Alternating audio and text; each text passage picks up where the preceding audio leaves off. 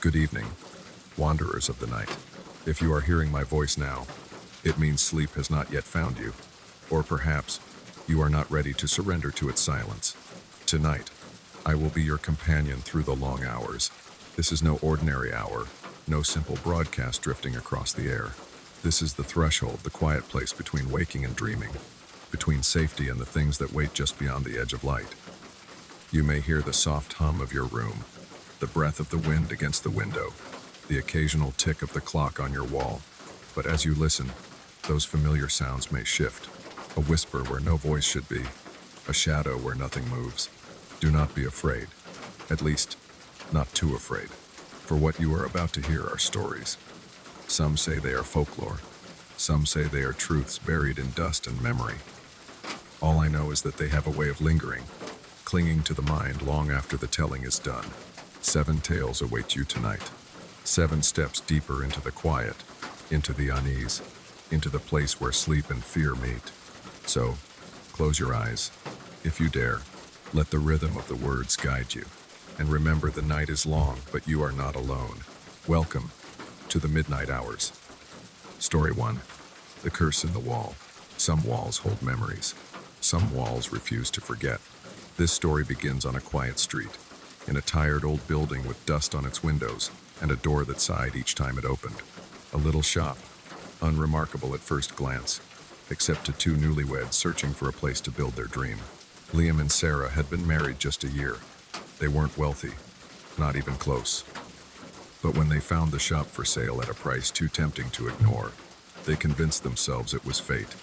An antique store, they thought, a place where old things could find new homes.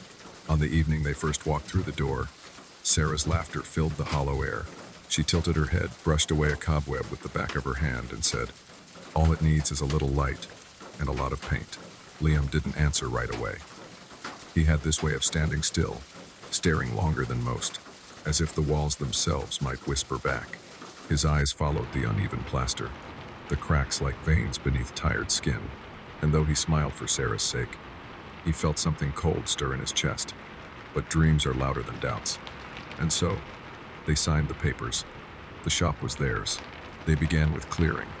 Old shelves dragged out into the yard, lamps with broken necks stacked in a corner. The air filled with dust, dry and bitter, clinging to their throats. Then came the scraping, the sound of metal against plaster, harsh and rhythmic. Scrape, scrape, scrape. Flakes of paint spiraled to the floor, pale as ashes. It was during this work that Liam noticed the marks. At first, he thought they were just the scars of careless painters. But no, these were different. Not random, not accidental. They were long, thin strokes, running deep into the wall, as if dragged by fingers, deliberate and slow. He pressed his thumb into one of the grooves. Feeling the depth of it, the plaster gave a little, almost as if it remembered the pressure. Sarah, noticing his silence, leaned over and smiled. "Just old paintwork, love. Nothing strange about that." But Liam didn't answer. Something about the way the grooves ran, parallel, close together, unsettled him. They were not brushstrokes. They were not the marks of tools. They looked, unmistakably, like scratches. That night, sleep came late, and when it did, it carried dreams. Liam saw hands, small hands, pressing against a surface that wouldn't give way. Fingers splayed wide, pressing harder, harder, until the skin whitened. He woke with a start, breath sharp, the image lingering behind his eyes. He told himself it was nothing, only the fatigue of the day, only his mind echoing what his hands had touched. And yet, he did not fall asleep again. The next morning, Sarah was all brightness. She hummed as she mixed paint, dipped her roller, and set to work. "By the end of today, this place will already feel different," she said. And for a while it did. The white paint spread across the walls, covering cracks and blemishes, transforming tired gray into something almost new. Liam worked quietly beside her, watching the fresh coats erase the years. But then he stopped. Near the back wall, his roller paused. There it was, a handprint, small, too small, the outline faint but undeniable, pressed flat against the plaster, smeared outward, as though from the inside. He swallowed hard, dipped his roller again, pressed firmly over the mark. The paint covered it, smooth and clean. For a moment, relief washed through him. But when the wall dried, the hand returned, clearer, sharper. The fingers stretched wide, the palm pressed deep. Sarah laughed when he showed her. A nervous laugh, but a laugh nonetheless. It's a stain, Liam. Old walls do this.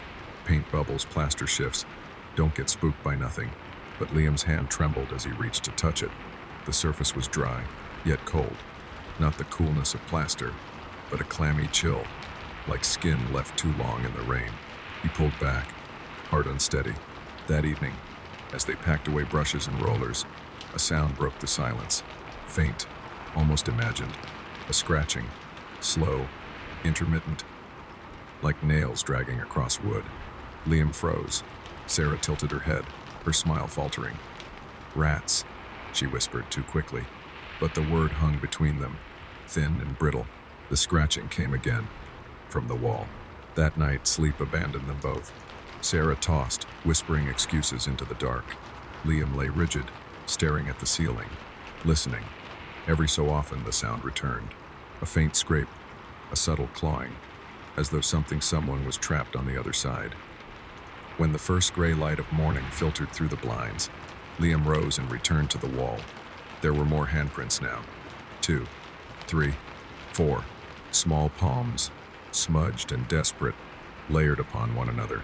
He stood there for a long time, chest tight, until Sarah joined him. She said nothing this time. There was nothing left to say. The wall was remembering, and that was only the beginning. The morning after the fourth handprint appeared, Sarah insisted they focus on the front of the shop. She pulled open the blinds to let in light, wiped dust from the window, and spoke quickly, almost too cheerfully, as though by filling the silence with plans she could smother the dread that had settled in their chests. "We'll put the counter here," she said, pointing to the spot near the entrance. A display of glassware by the window, maybe a shelf for books. Her voice was steady, but her eyes flicked to the back wall more than once. Each time she looked away quickly, pretending she hadn't seen it. Liam forced a nod. He tried to imagine customers walking through the door, their footsteps scattering across polished floors, sunlight glinting off restored antiques. He tried to picture the dream they had spoken of for months, but whenever his eyes strayed, he saw the wall. The prints were faint in the morning light, but they were there. Pale gray against the white paint, smudges that had no right to exist. The fingers pressed wide, almost splayed, as if whoever had left them had tried desperately to push through. He ran his hand over the plaster again, pressing firmly, half expecting it to give way. It did not. The surface was hard, unyielding, but the chill returned to his palm, soaking through his skin. He pulled away quickly. They worked in uneasy silence for hours. Every sound seemed too loud. The scrape of a chair leg against the floor, the slam of a drawer. Even Sarah's laughter, when she forced it, felt brittle, a little too high-pitched. At one point, when Liam dropped his hammer, the clatter rang through the empty shop, sharp and metallic, and Sarah flinched so hard she knocked over a paint can. "Sorry," Liam muttered, though the word felt hollow. The truth was unspoken but present between them. They were not alone in the shop. By evening, when the light outside had thinned to amber and shadows gathered in corners, Liam's nerves were frayed. He tried to busy himself with sanding, but each sweep of his hand across the wood was interrupted by that faint sound, soft, uneven, scratching, always behind him, always from the wall. He turned so many times that he grew dizzy. There was never anything to see, only the smooth surface of paint and plaster, but the sound persisted. Sarah was stacking boxes near the door when she heard it too. Her head snapped up, eyes wide. "Did you?" she began, then stopped, lips pressed tight. She bent her head and busied herself again, as if denying it might make it vanish. They left earlier than usual that night, locking the door with fumbling hands. Sarah insisted they go for dinner, though neither touched their food. Liam stared at the condensation on his glass of water, tracing the droplets as they slid down, listening to the echo of scratching in his mind. Sarah spoke in short bursts, talking about menus, about how maybe the shop could use plants, about how she wanted to repaint their bedroom at home, anything but the wall. When they returned to their apartment, Sarah tried to drown the silence with music, but Liam turned it off after a few minutes. He said it gave him a headache, but the truth was, the music didn't cover the phantom sound he kept expecting to hear. It was worse with noise, because then he couldn't tell if the faint scratching in his ears was imagined, or remembered, or real. Sleep came reluctantly. He dreamed again, though it was different this time. Not hands pressing against the wall. A face, pale, blurred, but with eyes wide open, mouth stretched in a silent cry. He woke shivering, heart hammering, the image lingering in the darkness of the room. Sarah was awake beside him, staring at the ceiling. When she realized he was looking, she rolled over, pretending to sleep. The next day they returned to the shop with heavy steps. The front looked unchanged, just as they had left it. Dust motes swam lazily in the light. But when Liam's eyes fell on the back wall, his breath caught. The prints had multiplied, not just 2 or 3, a dozen. Scattered across the surface, overlapping, smudged, some faint, some dark and sharp. They covered the wall in a patchwork of pale gray palms, all small, all child-sized, all pressing outward as if some invisible tide was trying to break through. Sarah gasped, clapping a hand over her mouth. She shook her head violently, whispering, "No, no, no," as if denying them might erase them. Liam stepped closer. He reached out, hesitant, and touched one of the darker prints. His skin recoiled instantly at the chill. The paint beneath his fingers seemed damp, though it had dried days ago. He pulled back, staring at the mark, and whispered, "Why do they keep coming back?" Sarah didn't answer. Her face had gone pale, her eyes glassy. She turned and walked toward the door, hands trembling as she fumbled with her coat. But they could not walk away, not yet. They had poured too much into this place already. Money, time, hope. To leave now would be to admit defeat, to accept something impossible. So they stayed. They tried to cover the prints again. Another coat of paint. This time they worked in silence, shoulders tense, brushes dragging across the surface with shaky strokes. They painted until their arms ached, until the smell of paint stung their eyes and throats. When they finished, the wall gleamed white once more. Sarah leaned against a ladder, sweat darkening her hairline, eyes shut tight. Liam stood back, paintbrush limp in his hand, chest heaving. For a moment they allowed themselves to believe it was over. But as they stood there, watching, the first handprint bled slowly back into view, faint at first, like a ghost pressing gently from the other side, then darker, sharper, until the outline of each finger was clear, undeniable. Sarah let out a broken sound, half sob, half laugh. "We can't fix it," she whispered. "We can't cover it. It doesn't want to be covered." Liam could not answer. His throat was tight, his chest heavy. He felt as if the wall was breathing, expanding with every heartbeat, inhaling their fear. That night they didn't sleep. They sat in the living room of their apartment, curtains drawn, lights dimmed, unable to close their eyes. Sarah sipped tea that went cold in her hands. Liam stared at the wall across from their couch, imagining handprints appearing there too, ghostly palms pressing outward.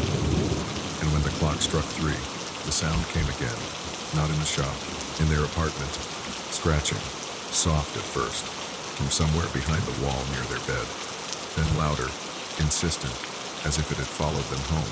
Liam pressed his ear against the plaster. He could hear it clearly now, nails dragging, small and frantic.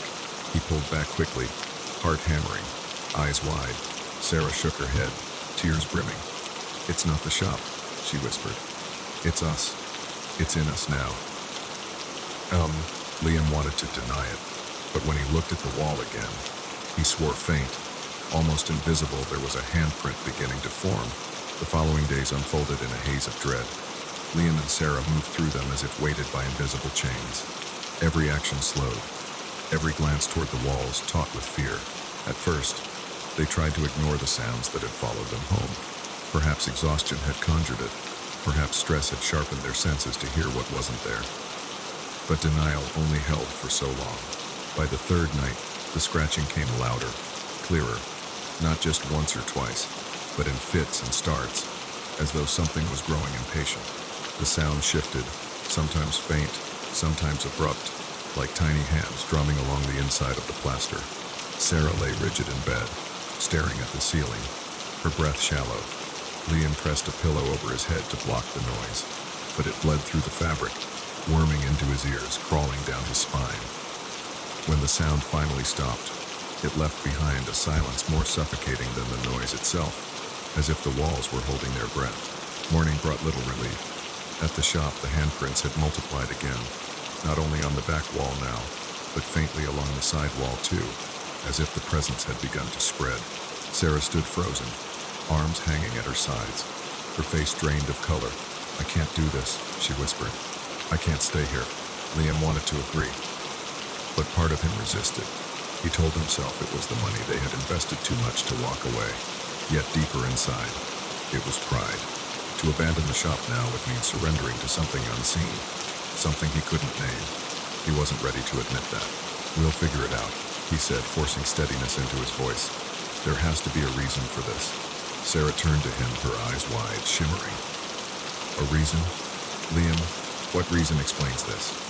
She pointed at the wall where a new handprint had begun to form even as they watched, rising pale and distinct out of solid white paint.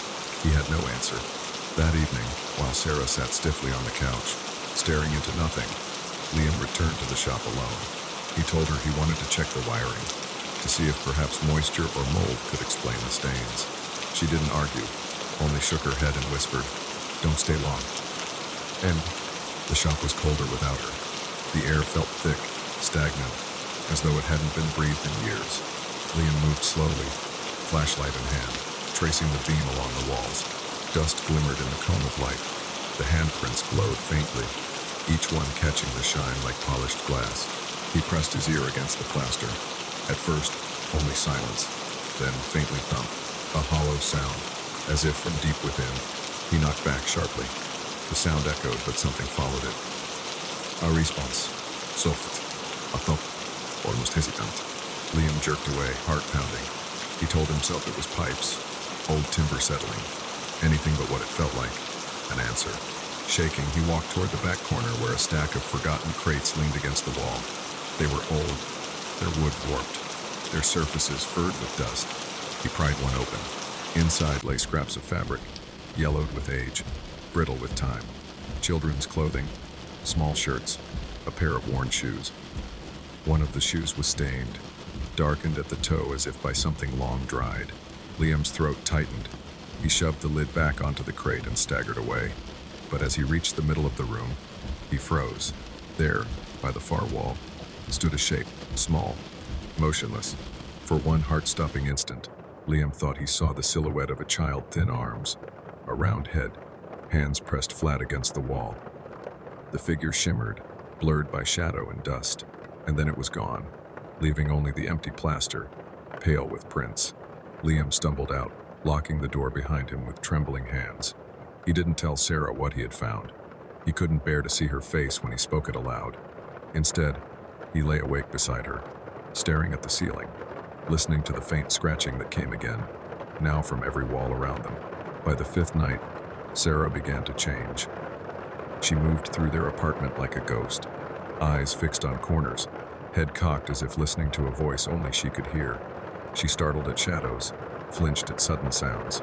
Once, Liam woke in the middle of the night to find her standing by the wall near their bed, her palm pressed flat against it. Her lips were moving, whispering something too soft for him to hear. He pulled her back gently, and she blinked at him in confusion, as if waking from a dream. "He wants out," she whispered. Liam's blood ran cold. "Who?" But Sarah only shook her head, tears sliding silently down her cheeks. The next day, she refused to return to the shop. She stayed home, curled on the couch, curtains drawn. Liam tried to work alone, but the silence inside the shop pressed heavier with every passing hour. The handprints were no longer confined to one wall.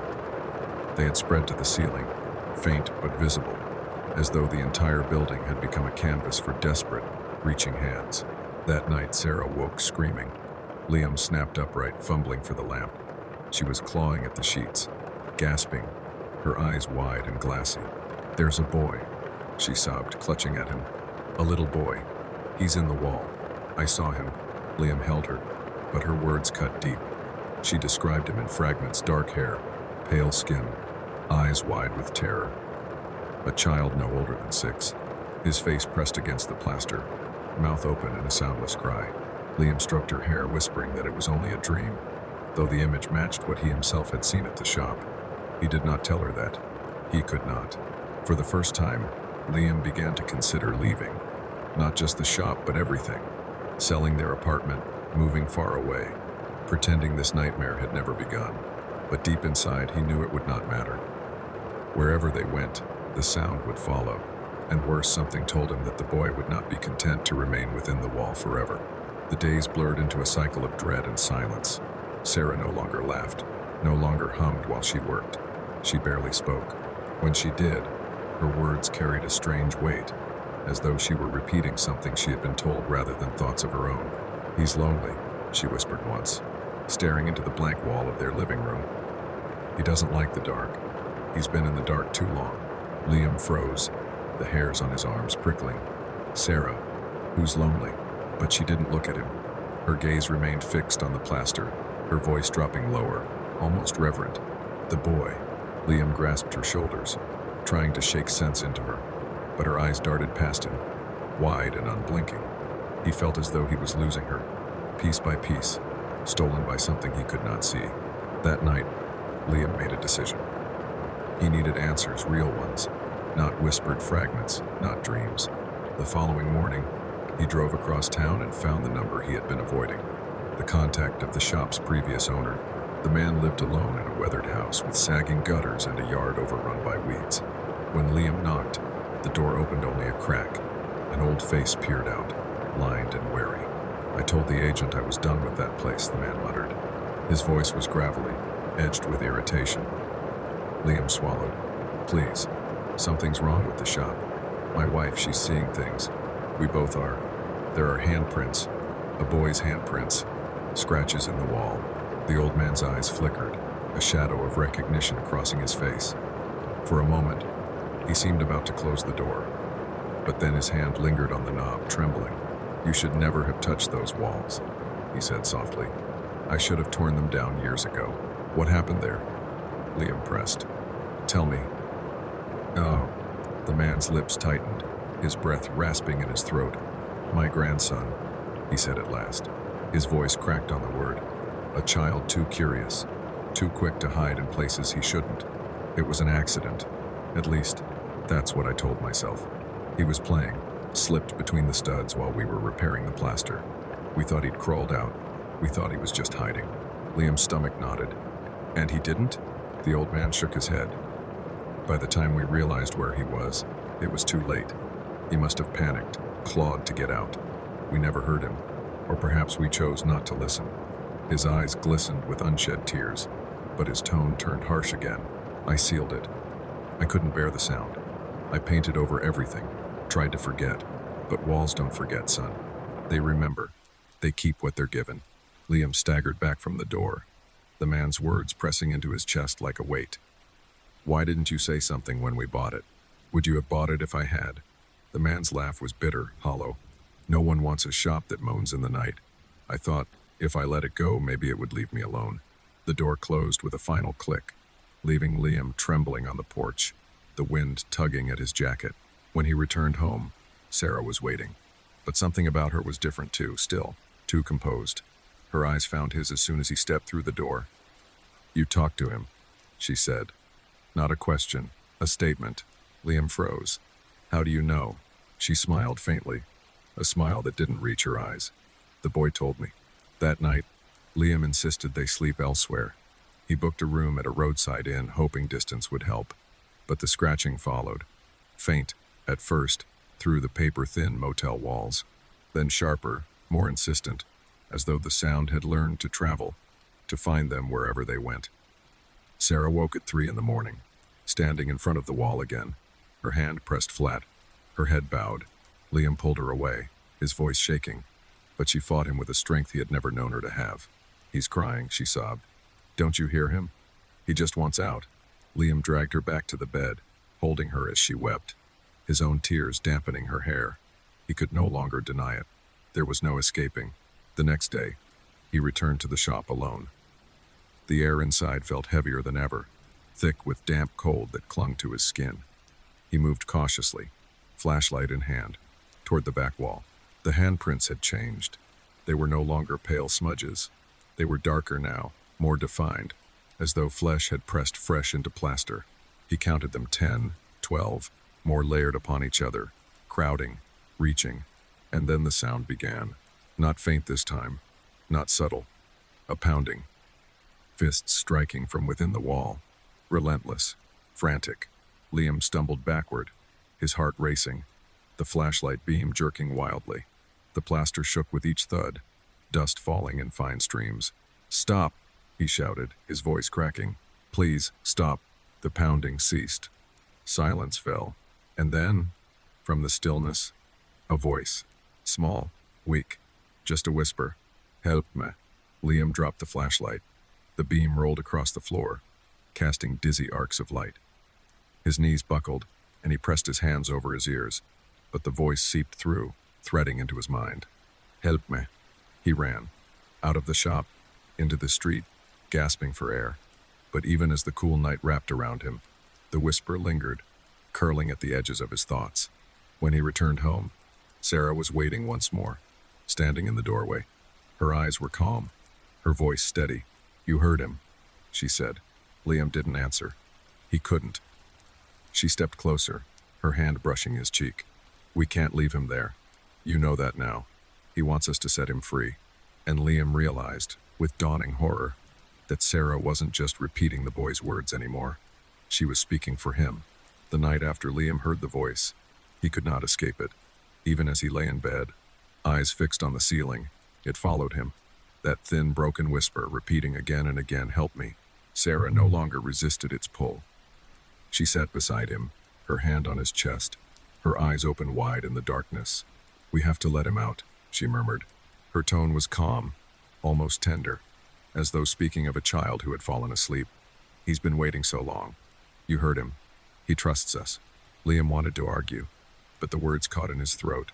Every time he closed his eyes, he saw small fingers clawing at plaster, saw the outline of a child pressing against the wall, silent and desperate.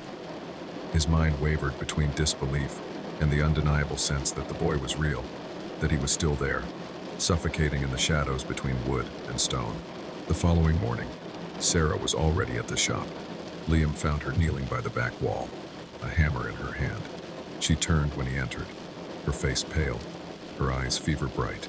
"We'll open it here," she said, pointing to the largest cluster of handprints. "This is where he's closest." He froze in the doorway. "Sarah, no. If we break the wall, we don't know what we'll find. We'll find him." Her voice wavered, cracking with emotion. "And we'll set him free." Against his better judgment, Liam moved toward her, his steps heavy. He tried to take the hammer from her, but she clung to it, her knuckles white. For a moment they struggled, two wills colliding, fear against conviction. Then, slowly, Liam's grip slackened. His arms fell to his sides, because deep down, he wanted it too. He wanted the noise to end. Together, they began. The first strike echoed like a gunshot, reverberating through the hollow shop. Dust billowed into the air, coating their throats, stinging their eyes. They swung again and again, the plaster cracking, crumbling, falling in chunks around their feet. Behind it, wooden laths splintered, giving way with a sigh of old nails.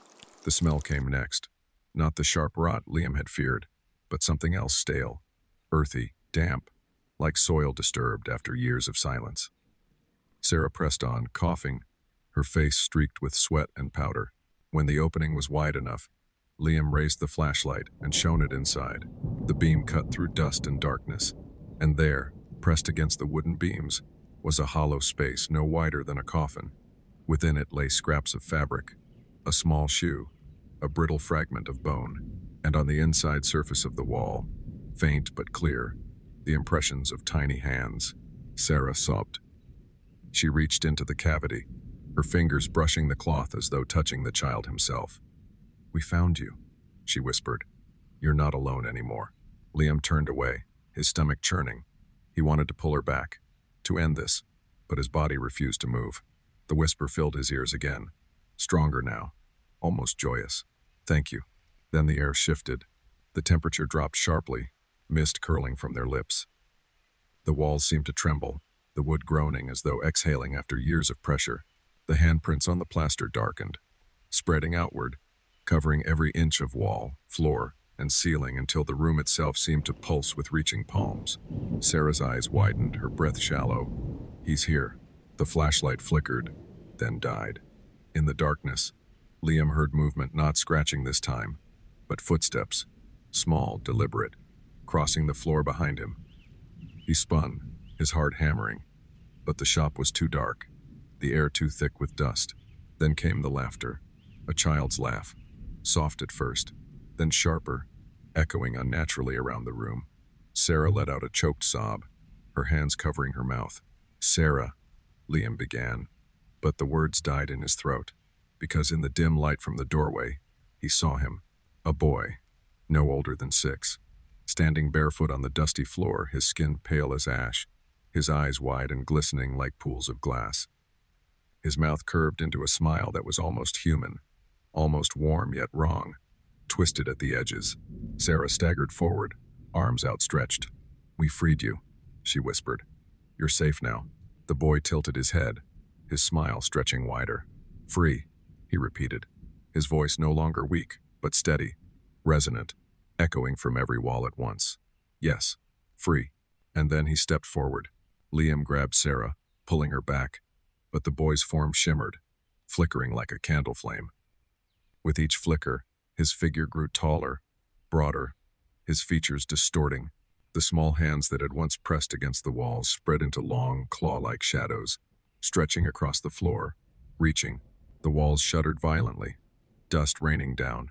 The handprints swelled, darker and deeper, as though 100 unseen children pressed from within, desperate to follow. Liam dragged Sarah toward the door, but she fought him, her eyes locked on the boy. "No. Don't you see? He's ours now. He chose us." Her voice was ecstatic, fevered, as though possessed.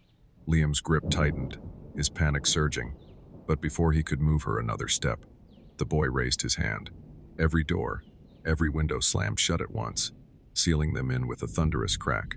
The laughter came again, no longer a child's, but layered, countless voices overlapping. The walls bulged inward, alive with movement, as though something vast and restless stirred behind them.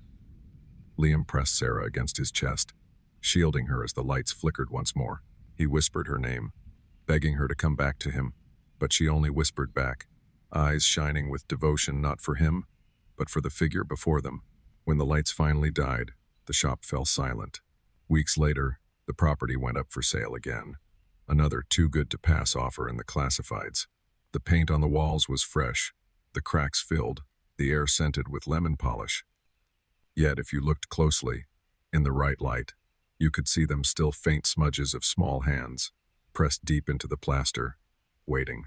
And if you stayed long enough, if you pressed your ear to the wall, you might hear it too, the whisper of a boy, soft and eager. "Help me."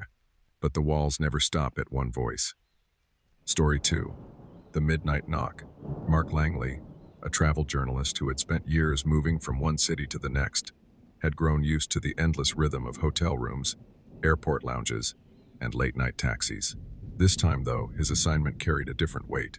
His editor wanted something unusual, a piece about forgotten places, those left behind by glossy travel brochures, places that still whispered of their past. A friend in Bangkok had suggested a hotel far from the bustle of the city. "It's not on any map for tourists," the friend had said. "It used to be a nobleman's estate, a century ago. Now it's a hotel. Few people go there, but it has atmosphere. I think you'll find it interesting." That was enough to tempt Mark. By the time his taxi left behind the neon streets and rolled into the quieter outskirts, the city lights had dissolved into patches of darkness. Trees leaned over the narrow road, their branches shaking in the humid wind. Wooden houses sagged along the roadside, lanterns glowing faintly in their porches. When the car finally stopped, Mark found himself staring at a 3-story building of dark wood, roof slanted steeply, its paint faded to the color of dried blood. A few windows glowed with a faint amber light, isolated against the night. He stepped out, pulling a suitcase along the uneven gravel. The air smelled damp, carrying the earthy tang of soil after rain. The sign above the entrance bore weathered tie lettering, the paint flaking, as if the name itself was trying to vanish. Inside, the lobby was dim, its wooden floorboards groaning beneath his steps. Old portraits lined the walls, faces painted in oil, their expressions frozen somewhere between dignity and melancholy. A young receptionist appeared from behind the counter, her uniform crisp, her smile polite but strangely reserved. She greeted him softly in Thai, then switched to broken English. "Mr. Langley, your room is ready." Mark nodded, signed the guest book, and accepted the heavy brass key. It struck him, though, how empty the lobby was. No voices, no footsteps, no other guests drifting about, just the faint hum of the old ceiling fan and the girl's quiet presence. He climbed the stairs. Each step creaked beneath his weight, the sound echoing down the long corridor. The hallway stretched on endlessly, lined with doors the color of midnight wood. Along the walls hung portraits of the former family Stern men in ceremonial garb, women in silk dresses, a small boy in starched white. Mark slowed when he passed the boy's portrait. For an instant, the painted eyes seemed to follow him. He shook his head quickly, tiredness. That was all. Travel and fatigue played tricks on the mind. At last, he reached his door at the corridor's end. The key turned with a grinding resistance, and the lock clicked open. Inside, he was startled by the room's elegance. A wide bed draped in pristine linen, thick curtains, polished wood furniture that gleamed as if freshly oiled. A tall mirror hung opposite the bed, its surface reflecting the entire room with cold precision. Mark let his suitcase fall and collapsed onto the mattress, relief washing over him. The day's travel had worn him thin, and his only thought was of a shower and sleep. But when the lights went out and silence folded over the room, a sound broke through. Knock, knock, knock. 3 deliberate raps against his door. Mark sat up, heart quickening. Who would knock at this hour? He rose, crossed the floor, and pulled open the door. The corridor stretched out, empty, shadows swaying faintly against the walls. Not a soul. He lingered a moment, frowning. Perhaps the receptionist had come to check something. Perhaps another guest was lost. Yet the hall lay still, silent. Closing the door, he returned to bed, telling himself not to overthink it. Just a stray noise, a trick of old wood. Minutes later, it came again. Knock, knock, knock. Louder this time, insistent. Mark's pulse jumped. He hurried to the door, flung it open, and again, nothing. The portrait stared. The floor creaked faintly in the draft. A chill slid down his spine. He shut the door slowly, almost afraid of turning his back to the hallway. Somewhere in the silence, he felt it, that subtle, unmistakable sensation. He was being watched.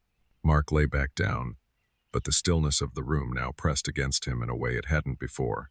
The mirror on the far wall reflected the faint shape of his body on the bed, the dim glow of the bedside lamp framing everything in muted yellow.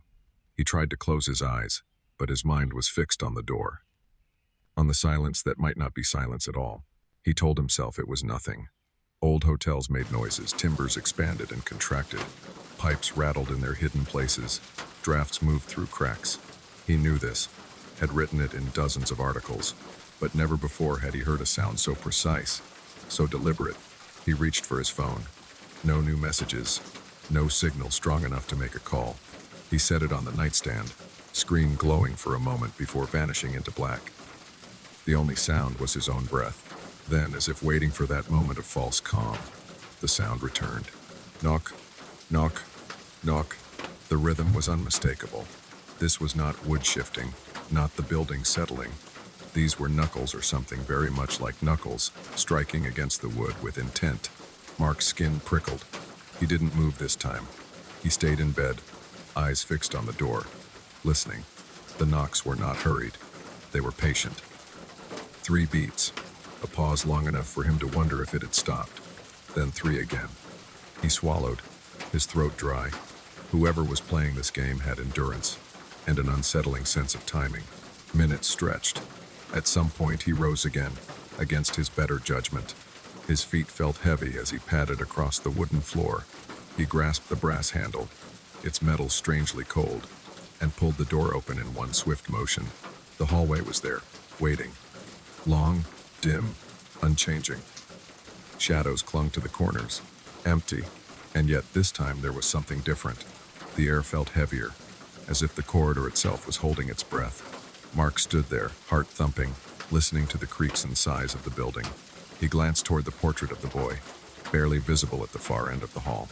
The dim light above the frame flickered once, briefly, and settled. He shut the door quickly, back pressed against it, chest rising and falling too fast. Knock, knock, knock. The sound came again, and his heart lurched. This time the sound had not come from the hallway side. It had come from within the room. His eyes darted around. The wall stood still.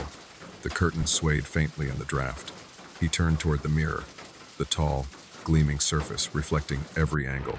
Nothing moved, and yet he felt that something was inside, with him. Then came another sound, subtler, softer, but impossible to ignore. Scratch, scratch, scratch. Long, dragging lines, as if nails were pulling across wood. The sound came from the door itself, on the inside. Mark froze. The handle trembled lightly under his hand, though he wasn't touching it anymore. A thin whine of metal against metal, like fingers testing the lock from within. His breath grew shallow. The rational part of his mind searched for explanations, but each possibility crumbled. He wanted to call the receptionist, demand an answer, but when he grabbed his phone again, the screen glowed faintly, and no signal appeared, not even a single bar. The scratching stopped. Silence pressed in, heavier than before. Mark sat on the edge of the bed, phone in hand, staring at the door. He told himself he wouldn't move again. He wouldn't open it, wouldn't give in. But in the mirror, just beyond the corner of his bed, he thought he saw something shift. A darker shade among the shadows, a small, indistinct form, standing close to the door as though listening. He turned his head quickly. Nothing there, only the door and the faint gleam of brass in the lamplight. But when his eyes returned to the mirror, the shadow was still there, waiting. Mark did not sleep.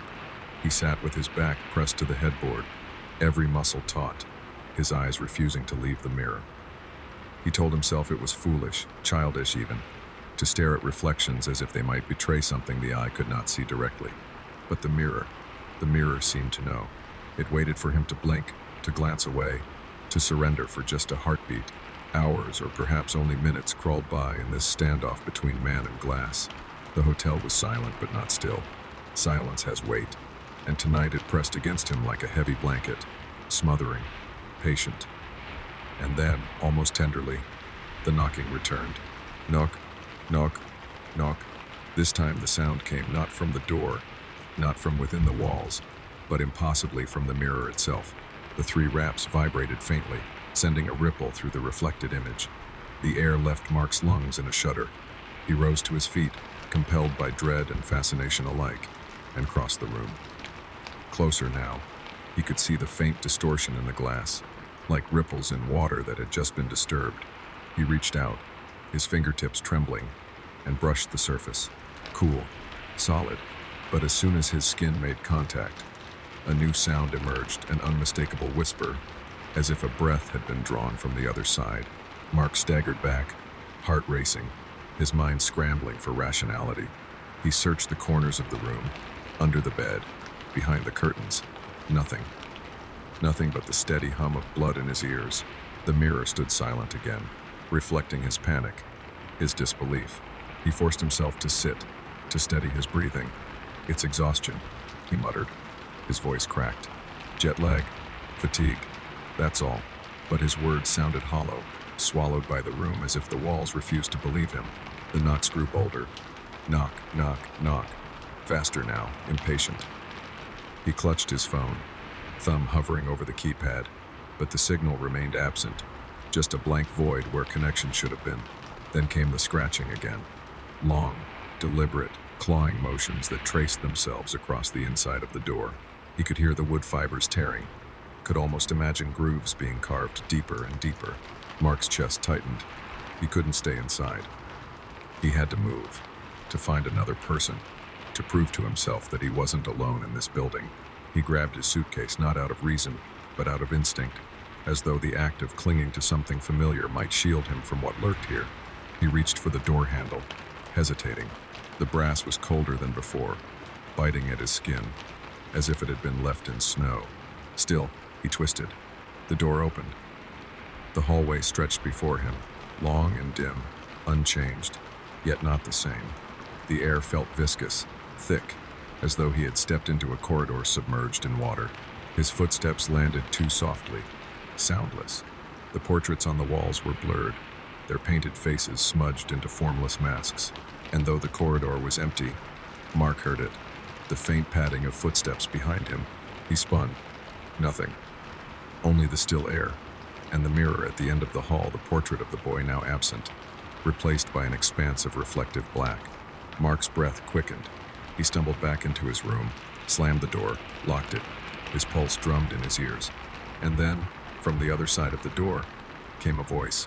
Soft, childlike, barely more than a whisper. "Let me in." Mark had never realized how long a night could be until he sat alone in that room, watching the faint light of the hallway spill in from beneath the door. It was the kind of pale glow that seemed to flicker with every shift of the wind outside, as if the building itself were breathing. He tried to convince himself that the sounds were nothing more than the creaks of old timber, the settling of the structure after years of standing against storms. But the argument felt hollow in the silence. For every rational thought, a quieter, darker voice whispered something else. No house breathes like this. No silence watches you back. The knocking had subsided for the moment, but it left behind an echo in his chest, a rhythm his heart could not quite abandon. His breathing slowed as he leaned against the headboard of the bed, clutching the edge of the blanket, though he wasn't cold. He thought of the faces he had seen earlier that day, the receptionist with the unreadable expression, the porter who had seemed surprised when Mark asked for directions, the vacant smiles of the few guests he passed in the lounge. At the time, he dismissed it as cultural difference, fatigue, or perhaps just his own paranoia after a long journey. But now, in this claustrophobic space, those moments carried a different weight. What if the reason they seemed distant was not indifference but something else? A knowledge they chose not to share. His phone sat useless on the nightstand, screen dark, battery nearly drained. He picked it up again anyway, pressing the button, watching the screen glow faintly before dying back into blackness. No service, no sign of the call he had tried to make earlier. He couldn't help replaying the moment in his head, the sound of the dial tone, then the silence, then what? A click, perhaps? Or was it just his imagination filling the void? The human brain does that. He knew it refuses silence, invents sound, invents meaning. Yet he could not dismiss the feeling that someone had been on the other end, listening, saying nothing. The air felt thicker now, heavy with a scent he hadn't noticed before. It was faint but distinct, a blend of old wood, damp stone, and something sweeter, almost metallic, like rust or old coins. He lifted his head, sniffing, wondering if perhaps a pipe had burst somewhere in the building, leaking water into the walls. But the sweetness was wrong, clinging to his tongue, sinking into his skin. He swallowed hard, trying not to let his imagination supply the words blood or decay. He rose to his feet slowly, each step deliberate, the floorboards groaning under his weight as though complaining. His shadow stretched across the room, wavering with the dim light from the bedside lamp. He found himself moving toward the door again, compelled, despite the fear curling in his stomach. He placed his hand on the knob, cool metal pressing against his palm, and for a moment he considered pulling it open just to prove to himself that nothing waited outside. But then he remembered the sound, the furious scratching, the impatient pounding, and he froze. Opening the door might be exactly what it wanted, and if that was the case, what good would it do to oblige? He stepped back, letting go, his hand trembling slightly, though the rest of him tried to remain composed. He whispered to himself, as though the words could tether him to reality. It's an old hotel, old wood, old pipes. You're tired, you're drunk, you're imagining things. His voice barely carried in the stale air, and the sound of it unsettled him more than silence. It was too small, too fragile, as though it did not belong to him. The minutes passed, though he wasn't sure how many, for the clock on the wall had long since stopped, its hands frozen at a meaningless time. He tried to close his eyes, tried to drift into a half-sleep, but each time he felt the edges of dreams brushing against him. There came a noise to drag him back, a sigh from the hallway, a faint tap against the wall, the shuffle of something not quite human but not entirely mechanical either, like cloth brushing across wood. He sat upright again, pulse quickening, unable to surrender. The room had become a cage, and he was both prisoner and prey. And then came the knock. Not loud, not violent this time, just a gentle rap, as though a fingertip had tapped once, twice, politely waiting.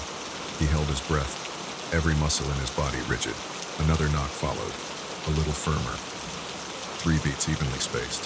He stared at the door, willing it to remain shut, but the sound carried an insistence that seeped into his mind. It was almost courteous, almost human. That, somehow, made it worse. For if it were simply monstrous, he might have resisted. But politeness suggested intention, a request, a ritual. His lips parted, and he whispered before he could stop himself. "Who's there?" The words vanished into the air, swallowed by the walls. There was no answer, no shift of shadow beneath the door, but the tapping came again, softer, as though mocking his attempt at control. Mark stood, moving backward until the backs of his knees struck the bed. He sat heavily, burying his face in his hands. He tried to think logically, to map out the building in his mind. Was there a service corridor running parallel to his room? A caretaker doing rounds? Some child playing a prank? But the rationalizations collapsed beneath the weight of the uncanny rhythm. It was not the randomness of chance. It was deliberate, patient, waiting for him to make a mistake. Time stretched thin, each second elongated, until it seemed hours had passed. He caught himself counting his breaths. 1, 2, 3, as if any deviation might invite the knocking back. And for a while it worked. The silence returned, uneasy but tolerable. He dared to relax, lowering his shoulders, allowing his eyelids to drift shut. But when he opened them again, something had changed. The light under the door was gone. Complete darkness pressed against the threshold, as though the hallway itself had been swallowed. He blinked, rubbed his eyes, wondering if perhaps the bulb had burned out. But deep down he knew the explanation was less ordinary. The darkness felt too heavy, too absolute, like velvet draped across the world. And then, faintly, from within that darkness, came the scrape of nails dragging slowly across wood. Mark's chest tightened. He rose to his feet again, almost without meaning to, drawn forward. His body moved even as his mind screamed to stop. He hovered a foot from the door, listening, his ear tilted toward the silence beyond. The nails stopped, leaving behind only his quickened heartbeat. For a moment he thought he heard breathing on the other side, steady and shallow, as though someone were pressed right against the wood. He placed his hand flat against the surface, feeling the faint coolness of the grain. There was no vibration, no movement, yet the presence remained, undeniable. He pulled away abruptly, stumbling backward, knocking against the table. His phone clattered to the floor, screen flickering briefly before dying again. He bent to pick it up, hands shaking, and as he lifted it, the screen lit up once more without him touching it. For a fleeting second, he saw a reflection not his own staring back at him, a pale face with hollow eyes, before the light vanished into blackness. His breath caught, a strangled sound tearing from his throat, though no one was there to hear it. The door shuddered, not from outside, but from within, as though something in the wood itself was straining to emerge.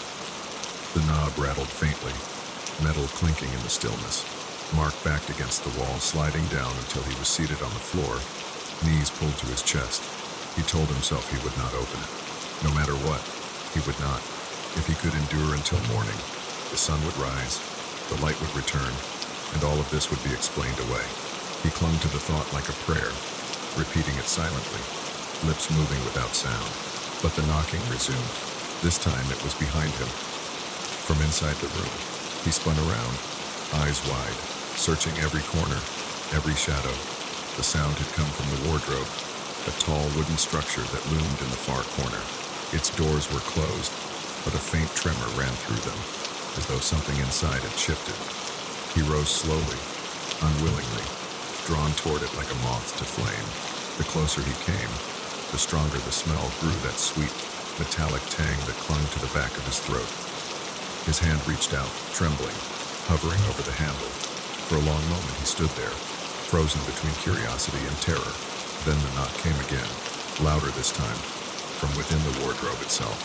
He staggered back, shaking his head, whispering, "Number, no, no, no." He could not open it. He would not. But the sound persisted, steady and deliberate, echoing through the small room until it seemed to fill every space. He covered his ears, pressed his eyes shut, but the rhythm seeped through his body, into his bones, as though it were part of him. He dropped to his knees, rocking slightly, trying to drown it out with his own heartbeat, but the knocking never stopped. Not until the first faint light of dawn bled through the curtains, when the first pale ribbons of daylight crept into the room. Mark thought he might have survived. The knocking had ceased. The wardrobe sat in its corner, silent, unmoving, just a piece of furniture once more. The air, though still heavy with that strange sweetness, seemed calmer somehow, almost bearable. He pulled himself up from the floor, his body aching from the long night, and leaned against the wall. A shaky laugh escaped his lips, half relief, half disbelief. "Just a dream," he muttered, though the words rang hollow. He could see the marks his fingernails had left in the wood of the nightstand, could feel the rawness in his throat from whispering prayers to no one in the dark. No dream could leave wounds behind. He dressed quickly, eager to leave the room, to feel the open air on his skin. His phone, dead as stone, he slipped into his pocket anyway, a talisman of the world outside. He pulled open the door, wincing as it groaned on its hinges, and stepped into the hallway. The corridor looked different in daylight, though not brighter. Dust hung in the slanted beams like a curtain. The wallpaper, which had seemed merely faded last night, now revealed cracks and peeling strips, curling at the edges as though recoiling from touch. He glanced down the long passage, expecting to see other guests moving about, but it was empty, silent except for the creak of his own footsteps. At the bottom of the stairs, he found the reception desk. The woman from the night before was not there. Instead, a man sat behind the counter, his posture stiff, his eyes downcast on a ledger he did not appear to be writing in. Mark cleared his throat, his voice rasping as he asked, "Excuse me, do you know if someone was knocking on my door last night?" "Room 23. It went on for hours." The man looked up slowly, and for a moment Mark thought he saw something flicker behind those eyes, something like amusement, something like pity. But the man only shook his head. "No one else on that floor," he said softly. "You are alone there." The words carried no comfort. They fell like stones into the pit of Mark's stomach. He forced a laugh, tried again. "Maybe a prank or a staff check. Someone in the wardrobe, perhaps?" The man closed the ledger with deliberate care, dust lifting from its cover like breath. "No one checked your room," he said. "No one entered. Perhaps you dreamed." Mark opened his mouth to argue but stopped. What proof did he have? A dead phone, a sleepless night, the echoes of knocks in his bones. Nothing tangible, nothing he could hold up against the steady, expressionless mask of the man at the desk. He nodded slowly, though his hands clenched at his sides. Right, a dream. He left the counter, walked out through the tall wooden doors, and stepped into the humid morning. The city was stirring, vendors setting up their carts, children in uniforms walking to school, the sound of scooters buzzing in the distance. Life, vibrant and ordinary. For a moment it was intoxicating, a rush of color and noise after the suffocating silence of the hotel. He drew in a deep breath, savoring the smell of grilled food wafting from a nearby stall, the scent of wet stone, the living world. And yet, when he glanced back at the hotel, its windows were dark. No curtains stirred. No shadows moved. It sat like an empty husk, watching him with blind eyes. He should have left then, should have hailed a cab, gone straight to the airport, and never looked back. But curiosity, stubborn and poisonous, clung to him. He needed to know what had happened, needed to prove to himself that it was not madness. So instead of leaving, he circled the block, searching for another entrance, another view of the building. At the rear, he found a narrow alley that led to a row of shuttered windows. One was broken, the glass jagged. He peered inside, heart quickening. What he saw was not the hotel he had left only minutes before. The furniture was gone, the carpet stripped away, the walls were bare, stained with mildew, the plaster cracked and falling in chunks. Sunlight pierced through holes in the roof, illuminating the dust that lay thick as ash. He staggered back, his mind struggling to reconcile what his eyes told him. Had he dreamed the lobby, the desk clerk, the carefully made bed? He ran his fingers through his hair, muttering, "No, I was there. I was there." A movement caught his eye. Inside the ruined space, one of the wardrobe doors shivered, opening a fraction, just enough to reveal darkness within. Mark turned and fled. He booked another hotel that afternoon, a modern tower in the heart of Bangkok, glass walls gleaming in the sunday. The contrast was stark.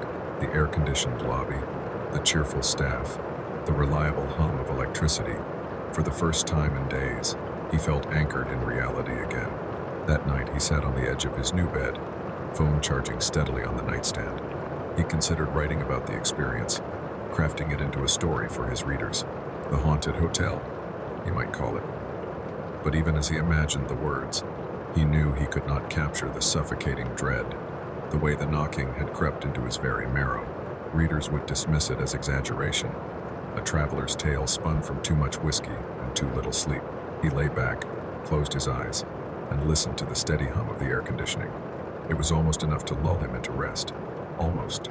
Until the sound came again. A knock. Soft, polite. From the door.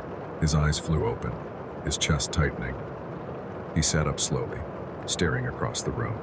The door was closed, the security latch in place. Still, the sound came again. 3 gentle taps, evenly spaced. He forced a laugh, though it trembled. Just housekeeping, he whispered.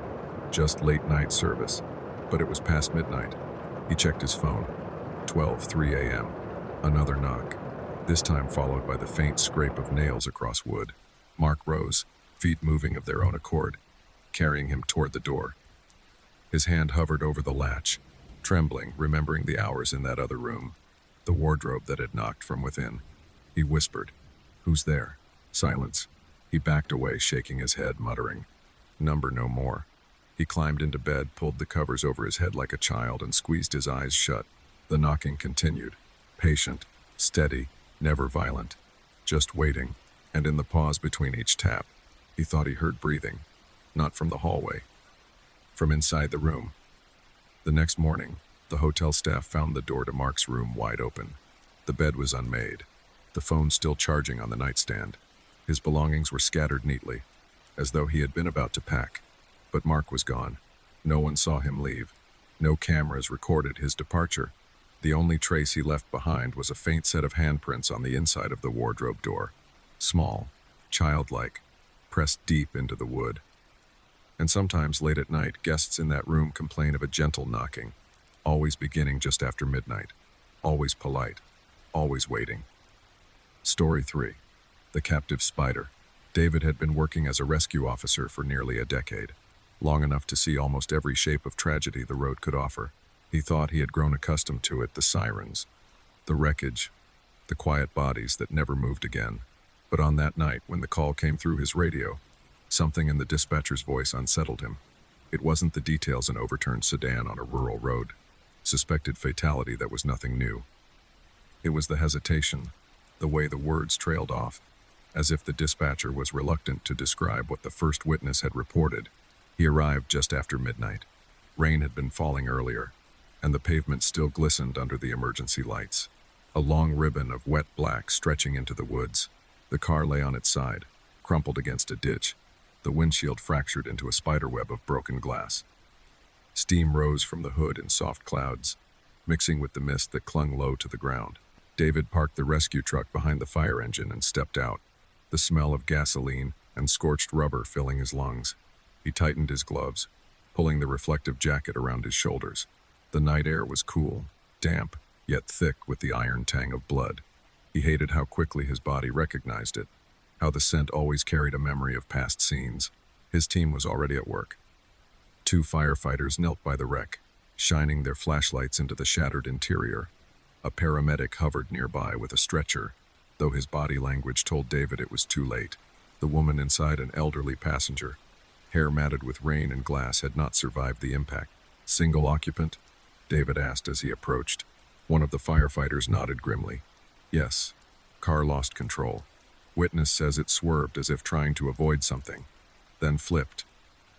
And David crouched by the passenger side, peering in. The woman's face was partly obscured, but he could see the slackness of her jaw, the unnatural bend of her neck. She had died instantly, mercifully, though the violence of the crash was evident everywhere. He exhaled. steadying himself. "All right," he said. "Let's get her out." They set to work with practiced efficiency. The hydraulic cutter groaned as it sliced through the twisted metal. Shards of glass crackled under their boots. David reached in carefully, guiding the straps of the harness beneath the woman's body. Her skin was cold, her clothing damp with rainwater, and something darker. He whispered quietly, though he wasn't sure why, perhaps out of habit, perhaps out of respect. "We'll take care of you," he murmured. "Just hold on a little longer." As they lifted her gently, David felt a strange pressure against his chest, as though the night air had thickened. He glanced over his shoulder instinctively, scanning the tree line. The beams of the flashlights cut through the mist, revealing only dripping branches, dark earth, and silence. Yet the sensation persisted, that prickle at the back of his neck, the certainty of being watched. He shook it off. Stress, exhaustion, nothing more. They eased the woman onto the stretcher, covering her with a sheet. The paramedic wheeled her away toward the ambulance, and for a moment David thought the scene was over. Another tragedy cataloged and filed away. But as he stepped back toward the wreckage, something caught his eye. From the crumpled interior, a faint movement, a shifting shadow. He froze, narrowing his gaze. It wasn't uncommon for debris to shift, for airbags to deflate or broken panels to collapse. But this movement had rhythm, slow, deliberate, almost cautious. He leaned closer, shining his flashlight into the gap.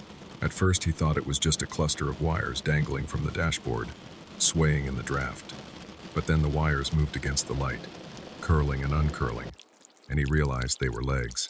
Something crawled out of the darkness.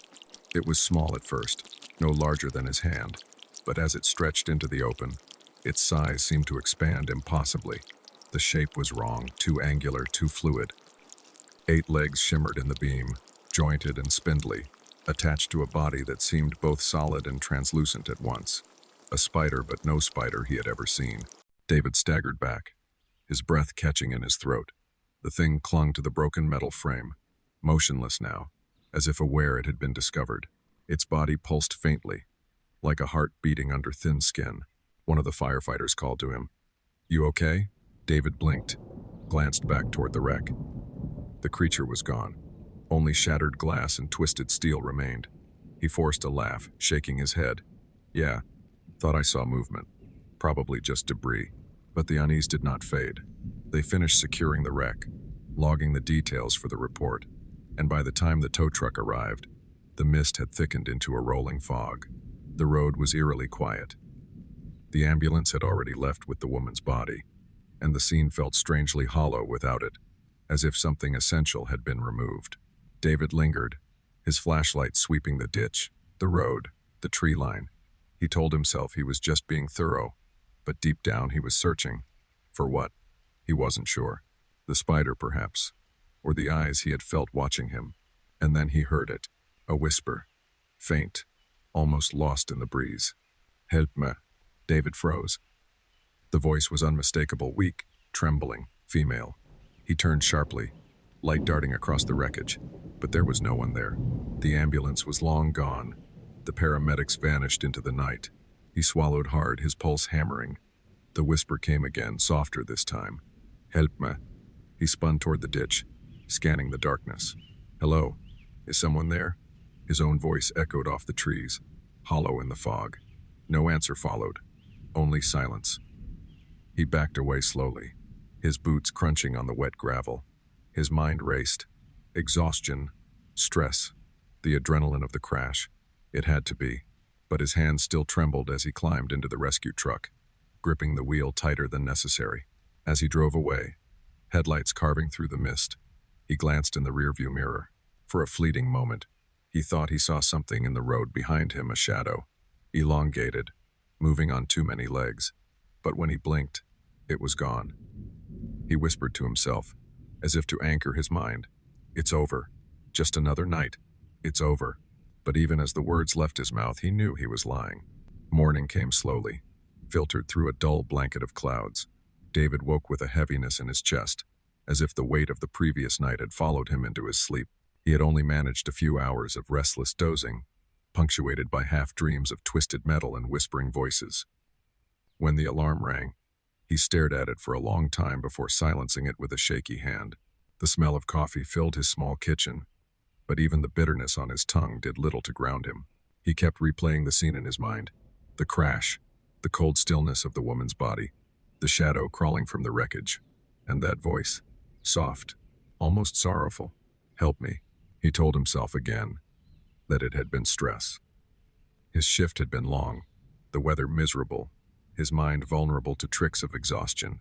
Yet there was a clarity to the memory that unsettled him. Dreams blurred at the edges. Hallucinations dissolved when examined too closely. But this memory felt solid, as if carved into stone. At the station, the day unfolded with its usual rhythm. Reports to file, equipment checks, small talk with colleagues. But David moved through it all with a strange detachment, as if watching himself from outside. His coworkers noticed. "You look like hell," one of them remarked, clapping him lightly on the shoulder. "Didn't sleep much," David admitted. "Still thinking about last night?" David hesitated. He hadn't told anyone about the spider, or the whisper. "Yeah, rough scene." His colleague nodded sympathetically. "They all are." By mid-afternoon, David found himself in the small surveillance office where accident footage was archived. It wasn't officially his task. Usually analysts or officers reviewed recordings, but he couldn't shake the urge. The crash had been on a stretch of road monitored by a traffic camera, and the thought of seeing the accident again gnawed at him. He requested the footage under the pretense of verifying timestamps for the report. The clerk raised an eyebrow but handed it over without question. David carried the file to an empty workstation, plugged in his headset, and pressed play. The grainy video showed the rural road shrouded in mist.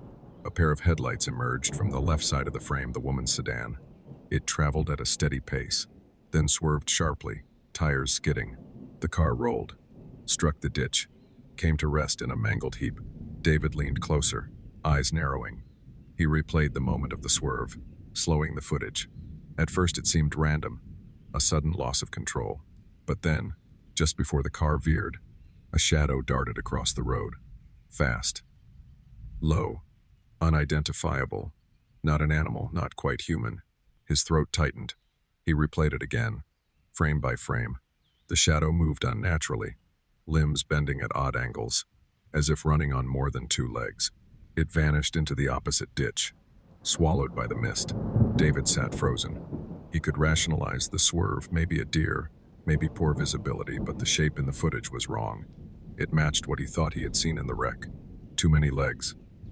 He pressed play again, letting the footage roll past the crash. The sedan lay motionless, steam rising. Then something stirred.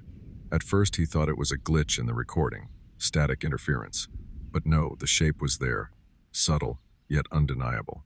From the shattered windshield, a darkness seemed to ooze outward, gathering form. It stretched, shuddered, and then broke free. A figure, quick as lightning, darted across the road. Not solid, its outline flickered like smoke, but its motion was purposeful. It ran on spindly limbs, vanished beyond the frame. David's mouth went dry. He rewound it, replayed it, again and again. Each time the figure was clearer. A shadow, yes, but shaped like the thing he had glimpsed in the wreck. Like a spider, elongated and wrong. His hands trembled on the controls. This was no hallucination, no trick of exhaustion. It was captured on video, undeniable. He yanked off the headset, staring at the frozen frame on the monitor. His pulse hammered in his ears. The whisper came back to him, echoing in his memory. "Help me." It hadn't been his imagination. It had been her. The thought lodged itself like a splinter. The woman hadn't simply died. Something had left her. Something had been trapped inside her body, struggling to escape. And when the crash freed it, it had fled into the night. But what was it? David spent the rest of the shift in a haze. Distracted, distracted, distracted. When colleagues joked, he barely heard. When paperwork piled on his desk, he left it untouched. His mind circled the same questions, tightening like a noose. By evening, he couldn't stand it. He drove back to the crash site. The road was quiet now, stripped of emergency tape, traffic flowing normally. But as soon as he parked on the shoulder and stepped out, the same chill gripped him. The air seemed heavier, thick with something unseen. The ditch still bore scars of the wreck gouges in the earth. broken glass glinting in the weeds. He crouched, running a gloved hand over the dirt. Cold moisture clung to his skin, and then he saw it. A trail. At first he thought it was just runoff from the rain, a trickle of mud winding into the trees. But as he followed it with his eyes, he realized it was too precise. Not water, not random. A faint, dark line pressed into the soil, as if something with many legs had crawled there, dragging its weight. The trail vanished into the forest. David's breath quickened. He stood at the edge of the tree line, staring into the shadows. Every instinct screamed at him to stop, to turn back. But another voice whispered in him, soft and urgent. "Help me." He stepped forward. The forest swallowed him quickly. Branches nodded overhead, blotting out the last of the daylight. The ground was uneven, littered with damp leaves. The trail wove between roots and stones, deeper, deeper still. He followed it for what felt like an eternity. His flashlight beam shook in his hand, cutting swaths of pale light through the undergrowth. The forest was silent, too silent. No insects, no rustle of small animals. Just his own footsteps and the pounding of his heart. At last, the trail ended. Before him stood the hollow trunk of an ancient oak. Its bark gnarled, its interior dark as pitch. The opening was wide enough for a man to crawl inside. The earth at its base was disturbed, clawed at, as if something had forced its way in. David crouched, staring into the hollow. His flashlight beam disappeared into the blackness, swallowed whole. A draft of cold air wafted from within, carrying with it the faintest sound. A whisper. "Help me." David stumbled back, breath ragged. His instincts screamed louder now, urging him to flee, but he couldn't. He stood frozen, transfixed by the hollow. Something moved inside. For a heartbeat, he saw it legs. Too many, folding and unfolding. A shape pressed against the darkness, watching him. The beam of his flashlight flickered. David turned and ran. He didn't stop until he burst from the tree line, chest heaving, sweat mingling with the cold night air. The road was mercifully bright with passing headlights, grounding him in reality. He staggered back to his truck, slammed the door, and gripped the wheel with trembling hands. But as he sat there, heart racing, he realized something had changed. The whisper no longer sounded distant. It was closer now, as if the forest itself had carried it into him. "Help me." And for the first time, David understood. The voice wasn't asking to be freed. It was asking not to be left alone. The following days unfolded in a haze. David moved through them as if underwater, everything muted and distorted. He went to work, filled out reports, attended briefings, but his mind was elsewhere, tethered to the hollow tree in the forest, and the whisper that still clung to him like smoke. At night, he lay awake in his small apartment, staring at the ceiling. The whisper hadn't stopped. It pulsed faintly in the back of his skull, sometimes soft as a sigh, other times sharp enough to jolt him upright. "Help me." Always the same words. Sometimes they came with an image, a flicker of legs, a sense of confinement, the hollow pressing in. He would switch on the lamp, trying to banish the images, but the light only made the shadows in the corners of his room deeper, more suggestive. One evening, he poured himself a glass of whiskey, hoping to dull the edge. The liquid burned his throat, spreading warmth through his chest. For a while it helped. The whisper faded, leaving only silence and the hum of the refrigerator. But as he sat in the dim glow of the kitchen, staring into the glass, he heard it again, clearer than ever. "You saw me. Don't leave me there." The words weren't muffled this time. They were distinct, almost conversational. David froze, the glass trembling in his hand. His breath caught. He turned slowly, half expecting to see someone standing in the doorway. But the apartment was empty. He pressed his palms against his eyes, whispering to himself, "I'm imagining it. Just stress." But even as he said it, he knew the truth. It wasn't stress. Something had attached itself to him, latched onto his mind. The next morning, he avoided the station. He drove aimlessly instead, circling the outskirts of the city until he found himself heading back toward the forest road. He told himself he wasn't going to stop, wasn't going to go near the tree again. But when he reached the stretch of asphalt marked by the faint scars of the accident, he pulled over without hesitation. The ditch was quiet, sunlight glinting off shards of glass still buried in the weeds. He stood there for a long time, hands shoved in his jacket pockets, staring at the place where the trail had begun. The forest loomed dark and patient. "You came back," the voice whispered, faint but insistent. David clenched his jaw. "What are you?" he murmured.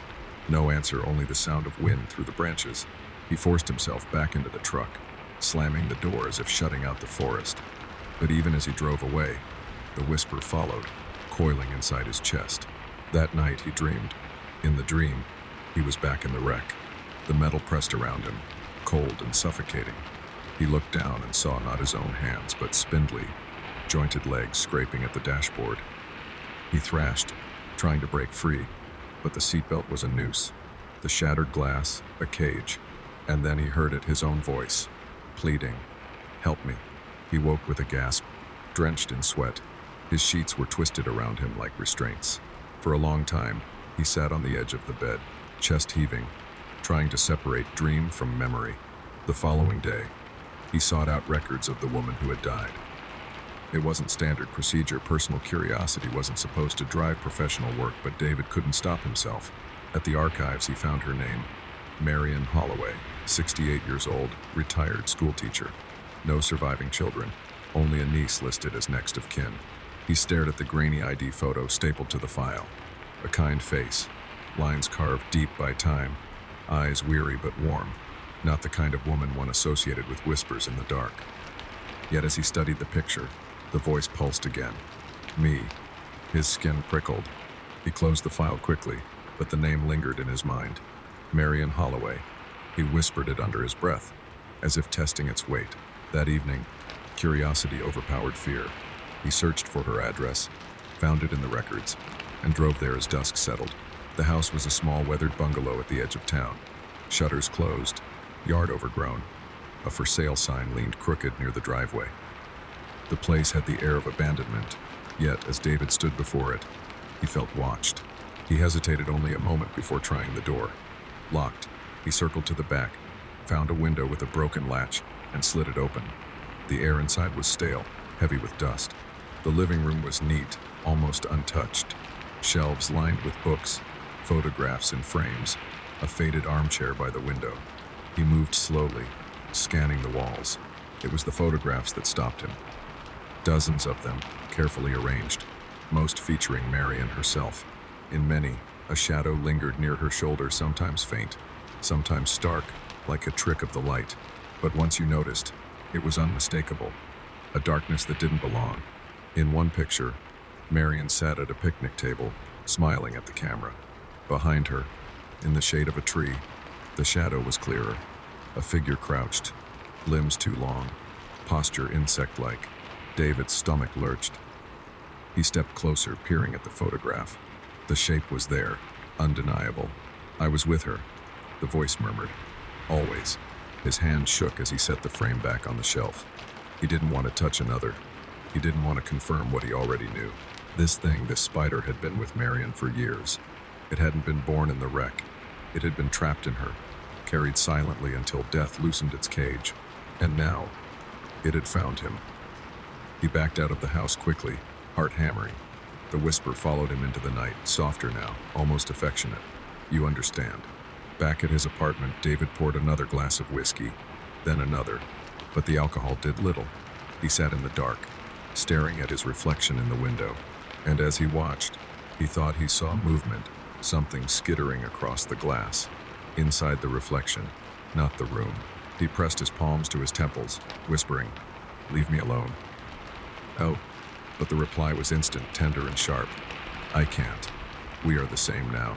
David closed his eyes, dread sinking deeper. The realization was unavoidable. He hadn't just witnessed the spider's escape. He had invited it. By listening, by returning, by caring, he had opened himself. And now, it wasn't just whispering from the forest. It was inside him. The mornings grew heavier. David woke with the weight of stone pressing down on his chest, as if something crouched atop him through the night. He would open his eyes to the ceiling fan turning slowly above, the light gray of dawn creeping through the curtains, and yet his body would feel pinned. He told himself it was sleep paralysis. He had heard of it often enough, but when he finally managed to sit up, the impression lingered, the outline of legs folding inward, retreating from his body. The voice never left him now.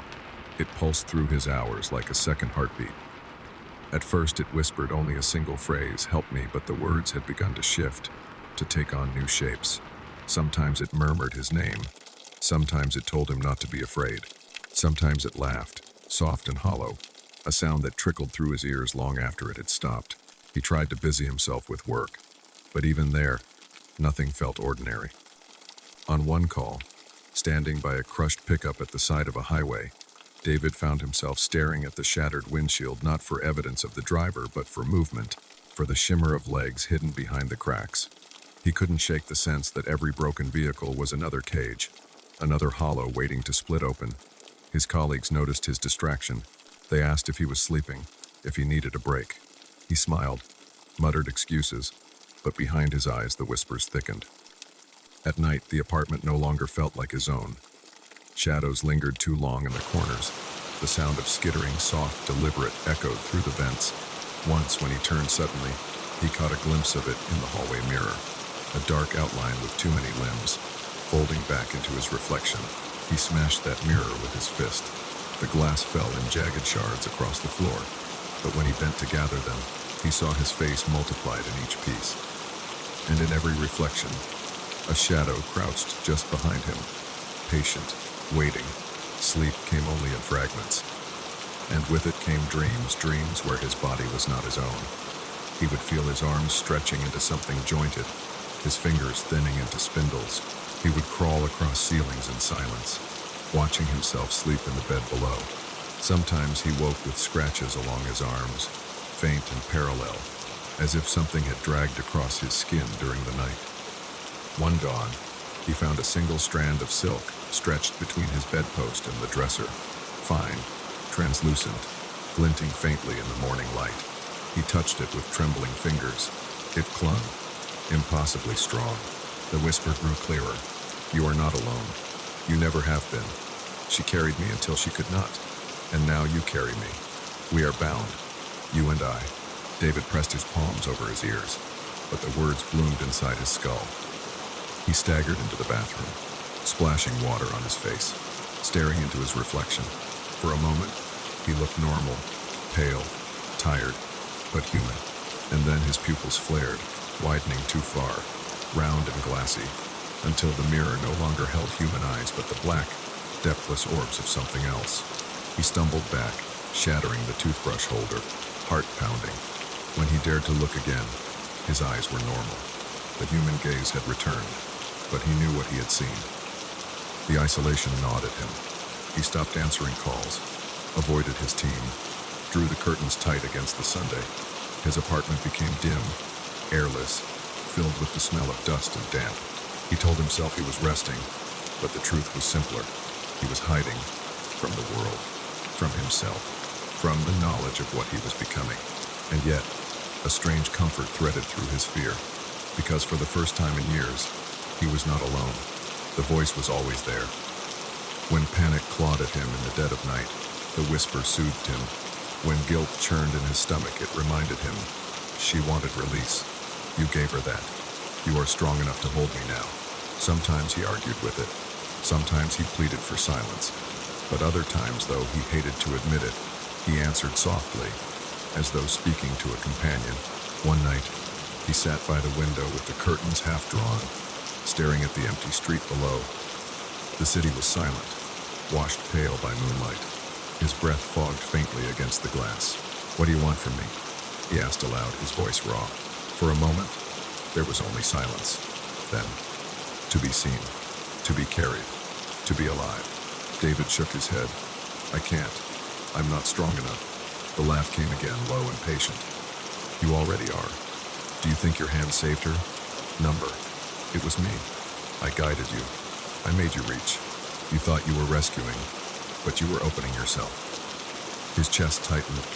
A wave of dizziness swept through him, as though his body no longer belonged entirely to him. He closed his eyes, gripping the windowsill, whispering, "You're not real. You're not real." But when he opened them, his hands had changed. Not entirely still flesh, still human, but the fingers seemed too long, knuckles bent at impossible angles. For a heartbeat, he watched them curl like legs around the sill. Then, with a blink, they were normal again. He fell to his knees, shuddering, a sob tearing from his throat.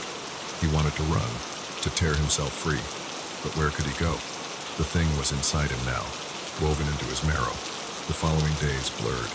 He walked the city at odd hours, avoiding crowds, his eyes darting to every shadow. He caught fragments of reflection in shop windows, sometimes his own face, sometimes something crouched over his shoulder. People gave him wide berths. He must have looked unwell, unshaven, clothes wrinkled, eyes wide with sleeplessness. But he didn't care. All that mattered was the voice, the presence, the slow certainty that his body was no longer entirely his.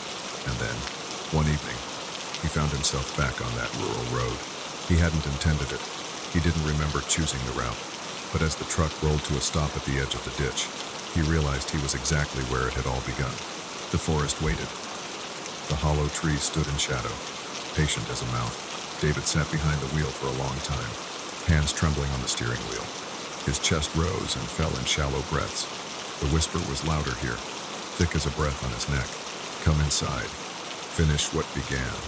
Only then will you understand. His body moved before his mind could resist. He stepped out of the truck, the gravel crunching softly under his boots, the air damp with mist. He walked toward the ditch, toward the trail, toward the hollow that called him. And though his heart screamed for him to stop, another part of him, the part that was no longer entirely human, welcomed the pull. The forest swallowed him whole. David moved down the narrow trail as though guided, though he had no memory of choosing each step. The mist curled around his ankles, the branches overhead bending inward, turning the path into a tunnel of shadow. Every sound was amplified: the crunch of leaves beneath his boots, the faint drip of water from the canopy, the rhythm of his own breath. But woven between those sounds was something else, the steady tap of legs against bark, faint, quick, always just behind him. He refused to turn. He knew what he would see.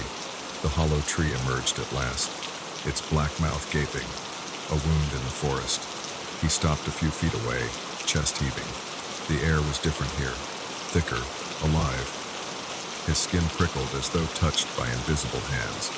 You remember, the voice whispered, pleased. You brought me out once. Bring me out again. David's knees nearly buckled. His mind screamed to flee, to run back to the truck, to escape this place forever. But another current pulled stronger, the sense of inevitability, as if everything since the crash had been leading him here. He stepped closer. The hollow gaped wider, shadows deep as ink. A smell seeped from within earth, damp wood, and something sweet, rotting, like fruit left too long in the sundae. His stomach clenched. He reached out a hand before he realized what he was doing. The bark felt rough, damp. The hollow breathed cool air against his skin, as though the tree itself exhaled. And then came the touch, something brushing his palm from inside. Thin, silken, alive. David jerked back with a cry, stumbling into the leaves. His breath came ragged, sweat slick on his temples, but the voice soothed him, low and steady. Do not fear. You are only touching yourself. He stared into the hollow. At first he saw only blackness. Then, slowly, the shape emerged, a form crouched deep inside, legs folded tightly against its body. Its eyes glimmered, faint and innumerable, catching what little light remained. It was the spider, the same impossible creature he had glimpsed in the wreck, except larger now, fuller, as though it had been feeding. David's heart pounded, his throat burned with bile. What are you? He whispered. The eyes blinked in unison. The voice came, stronger now, resonating not only in his head but in the air itself. I am what remains when the body breaks. I am what hides in the hollow, what feeds on silence. She carried me until she could not, and now, so do you. David shook his head, tears blurring his vision. Number, I'm not like you. I won't be. The laugh slithered through the trees. You already are. Look. He glanced down. His hands trembled before his eyes. For a heartbeat, they looked human.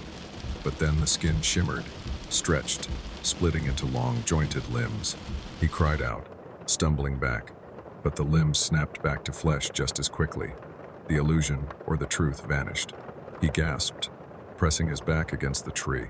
His chest heaved, lungs straining for air. It is not illusion, the voice whispered. It is beginning. A rustle behind him.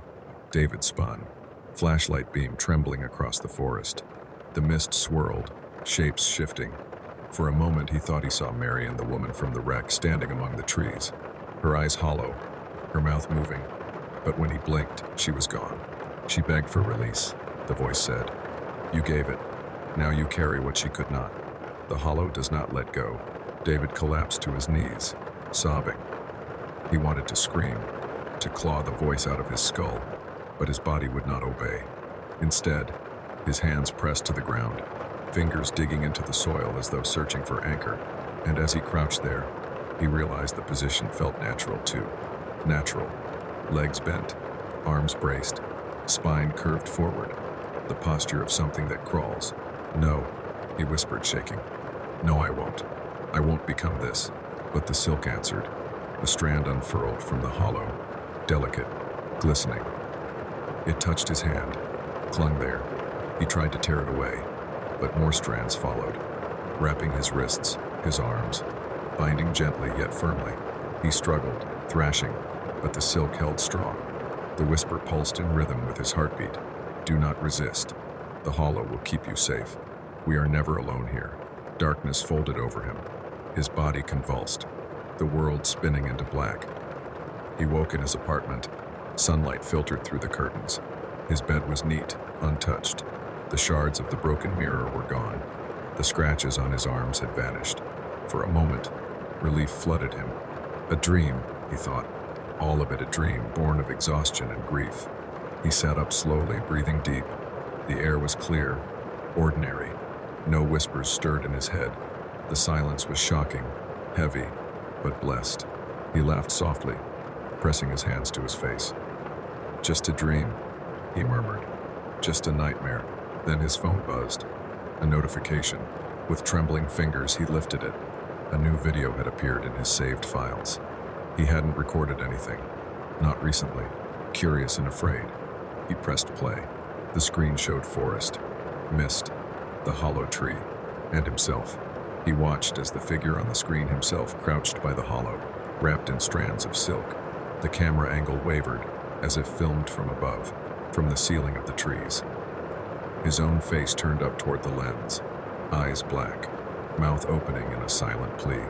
Then the screen shook, and the perspective shifted, skittering movement, a shadow moving too quickly to belong to a man. The video ended abruptly. David dropped the phone. His chest heaved, bile rising in his throat. He staggered back, staring at the darkened screen. And in the silence of the room, the whisper returned, softer than ever, almost tender. We are home now. He spun toward the window. His reflection looked back, pale, frightened, but behind his shoulder, crouched low, legs folded, something darker stared with him. The dream of the dead. John was only 7 years old when the dreams began. At first, they were faint shadows brushing the edge of his sleep, a warmth that felt both foreign and familiar. He would wake in the morning with a half-formed memory, as though someone had been whispering to him from behind a veil. Their voice lost the moment he opened his eyes. But gradually, the dreams grew clearer. Shapes sharpened, colors bloomed, and finally the woman appeared. She always came to him in the same way, standing in a field washed with soft silver light. The sky above had no sun, no stars, only a glow that stretched endlessly. The grass beneath his feet never swayed, though he felt the wind on his face. And there she was, at the far end of the field, waiting. She had dark hair that spilled across her shoulders like a river at dusk. Her dress was simple, pale, flowing around her, as though stirred by invisible currents. But what John noticed most was her smile, gentle, knowing, tinged with sorrow. "John," she would say, her voice carrying clearly across the distance, though her lips barely moved. "Come here, my dear." And he would run to her. The first few times he had asked the obvious question in the way children do. "Who are you?" Her smile deepened, though her eyes glistened as though with tears. "I am your mother." John had frowned then, confused. "No, Mama's at home. She makes me soup. She tucks me in." The woman had only cupped his cheek in her hand, the touch cool yet tender. "I am also your mother," she whispered, "a different kind of mother." When he woke that morning, sunlight spilling across his blanket, he felt both comforted and unsettled. His real mother was bustling in the kitchen, humming as she prepared breakfast. His father sat at the table, rustling through the newspaper. Everything was as it should be. Yet the memory of the woman lingered her face, her voice, her claim. That night, the dream returned. This time the woman told him stories.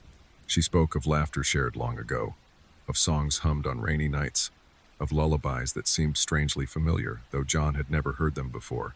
She spoke of pain, too, her voice breaking when she described being left alone, forgotten, her life cut short before she could hold her own child. John listened, his small hands clenched in the fabric of her dress. He didn't understand everything she said, but he felt the weight of her sadness, and each time he asked, "But why are you here?" She only smiled and kissed his forehead. "I am here because of you," she said softly. The nights blurred together. The dreams grew longer, more vivid. Sometimes he woke with tears wetting his pillow, unable to explain to his parents why he was crying. Other times he woke with a strange peace, as though he had been cradled by someone both familiar and distant. At first his parents thought nothing of it. Children have dreams, after all. Imaginary friends, vivid fantasies. But as the weeks stretched on, John began to speak more openly about the woman. "She says she's my mama," he told his real mother one morning, spooning cereal absent-mindedly, "but not the same as you. She says she sings to me when I'm asleep." His mother froze, the spoon slipping from her hand. His father looked up sharply from his coffee. "John," his mother said carefully, "what does this woman look like?" John described her as best he could, the dark hair, the flowing dress, the sad but loving smile. As he spoke, his mother's face paled. She pressed a hand to her mouth. His father frowned, concern deepening the lines on his forehead. "That's enough, son," he said quickly, forcing a smile. "It's just a dream. Nothing to worry about." But later, when John pretended to busy himself with his toys, he overheard his parents whispering in the kitchen. His mother's voice trembled. "It's her," she said. "He's dreaming about my sister." Her sister. The words lodged in John's mind like a splinter. He didn't know he had an aunt. His parents rarely spoke of family beyond the occasional story about distant cousins, but now he understood this woman in his dreams was not a stranger at all. The next night, he asked her, "Are you Mama's sister?" The woman's eyes shimmered. Her smile faltered. "Yes," she whispered at last. "I am her sister. I am yours too, in a way. You feel it, don't you?" John nodded, though confusion tangled in his chest. "But you're dead." The word felt heavy on his tongue. The woman did not flinch. She only drew him close, her arms encircling him like a shroud. "Yes, but I am not gone. Not yet. I wait here, between places. And you can see me." "So," he pressed his face into her dress, the fabric cool against his cheek. "Why me?" Her voice was almost a sigh. "Because you are the only one who listens." The days that followed grew harder. John became tired, his small body weighed down by sleepless nights that felt more like waking than rest. He ate little, stared off during class, his once bright laughter dimming. His parents noticed, their worry growing into fear.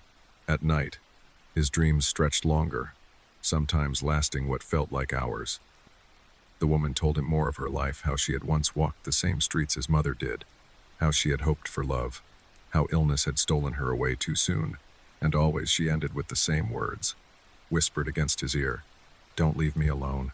The days slipped by like pages turning in a book that John could not stop reading. Each morning he woke a little paler, his eyes rimmed with dark circles far too heavy for a boy his age. His mother fussed over him, smoothing his hair, pressing the back of her hand against his forehead as though fever could explain the hollow way he looked at the world.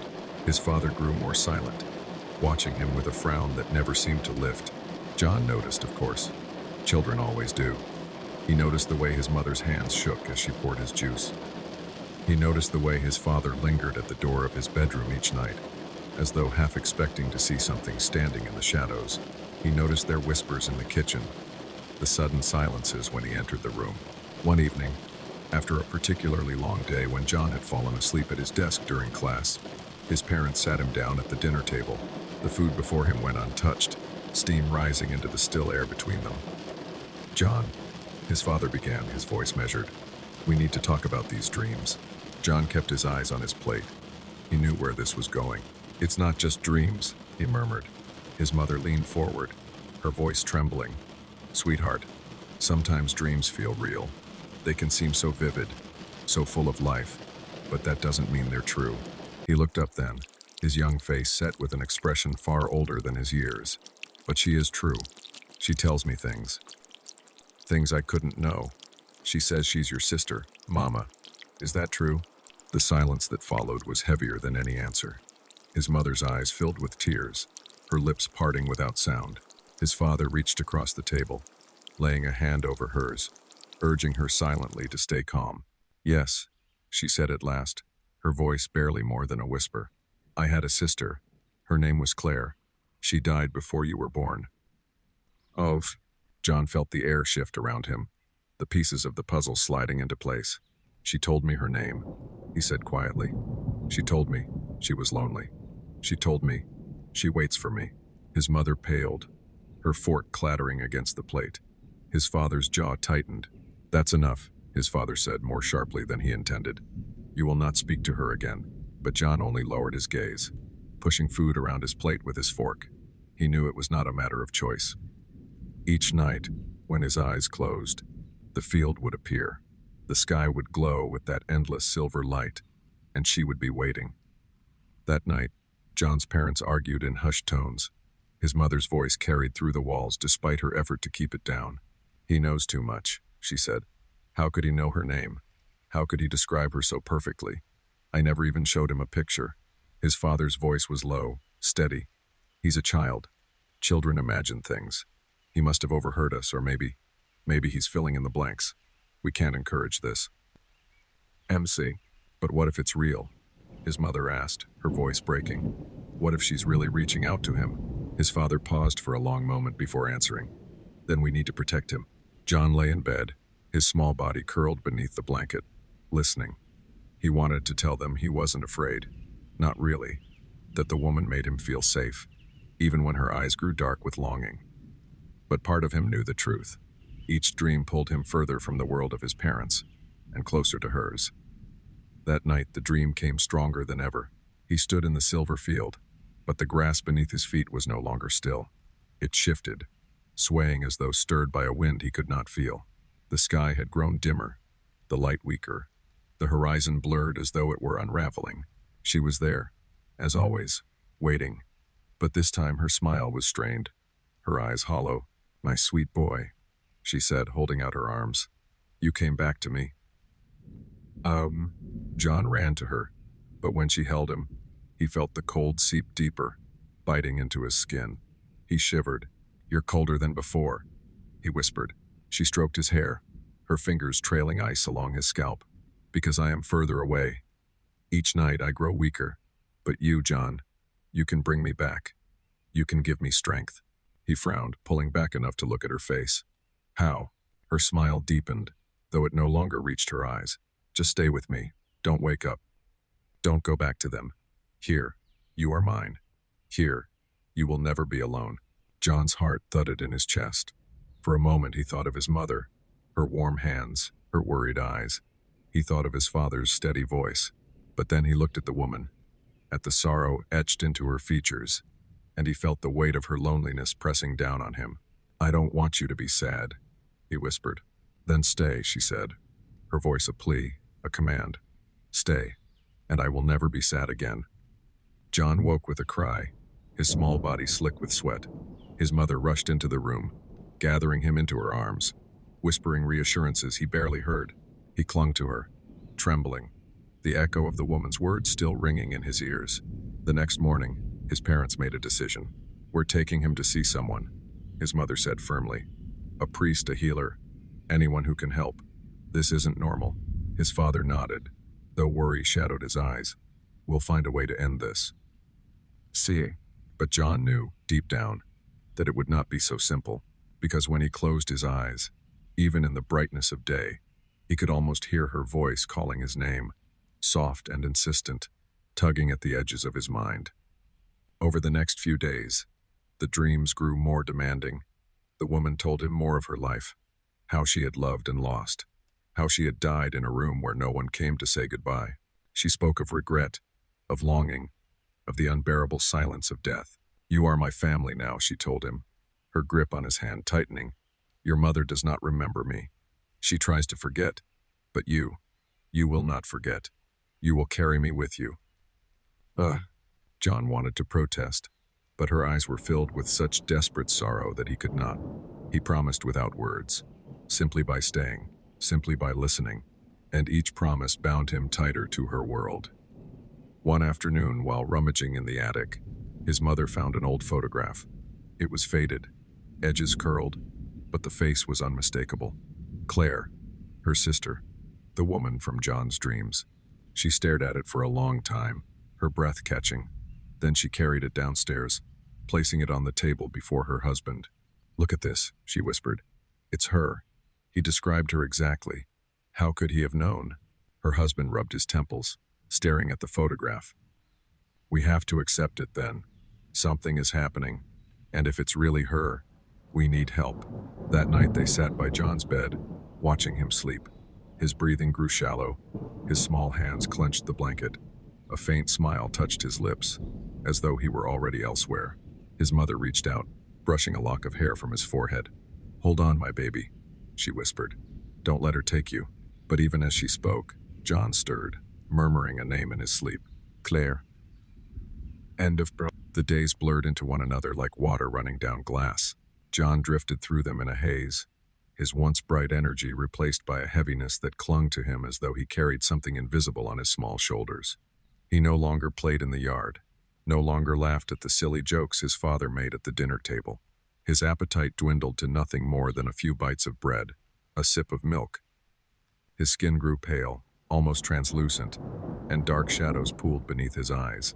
Every night he dreamed. Every morning he woke weaker.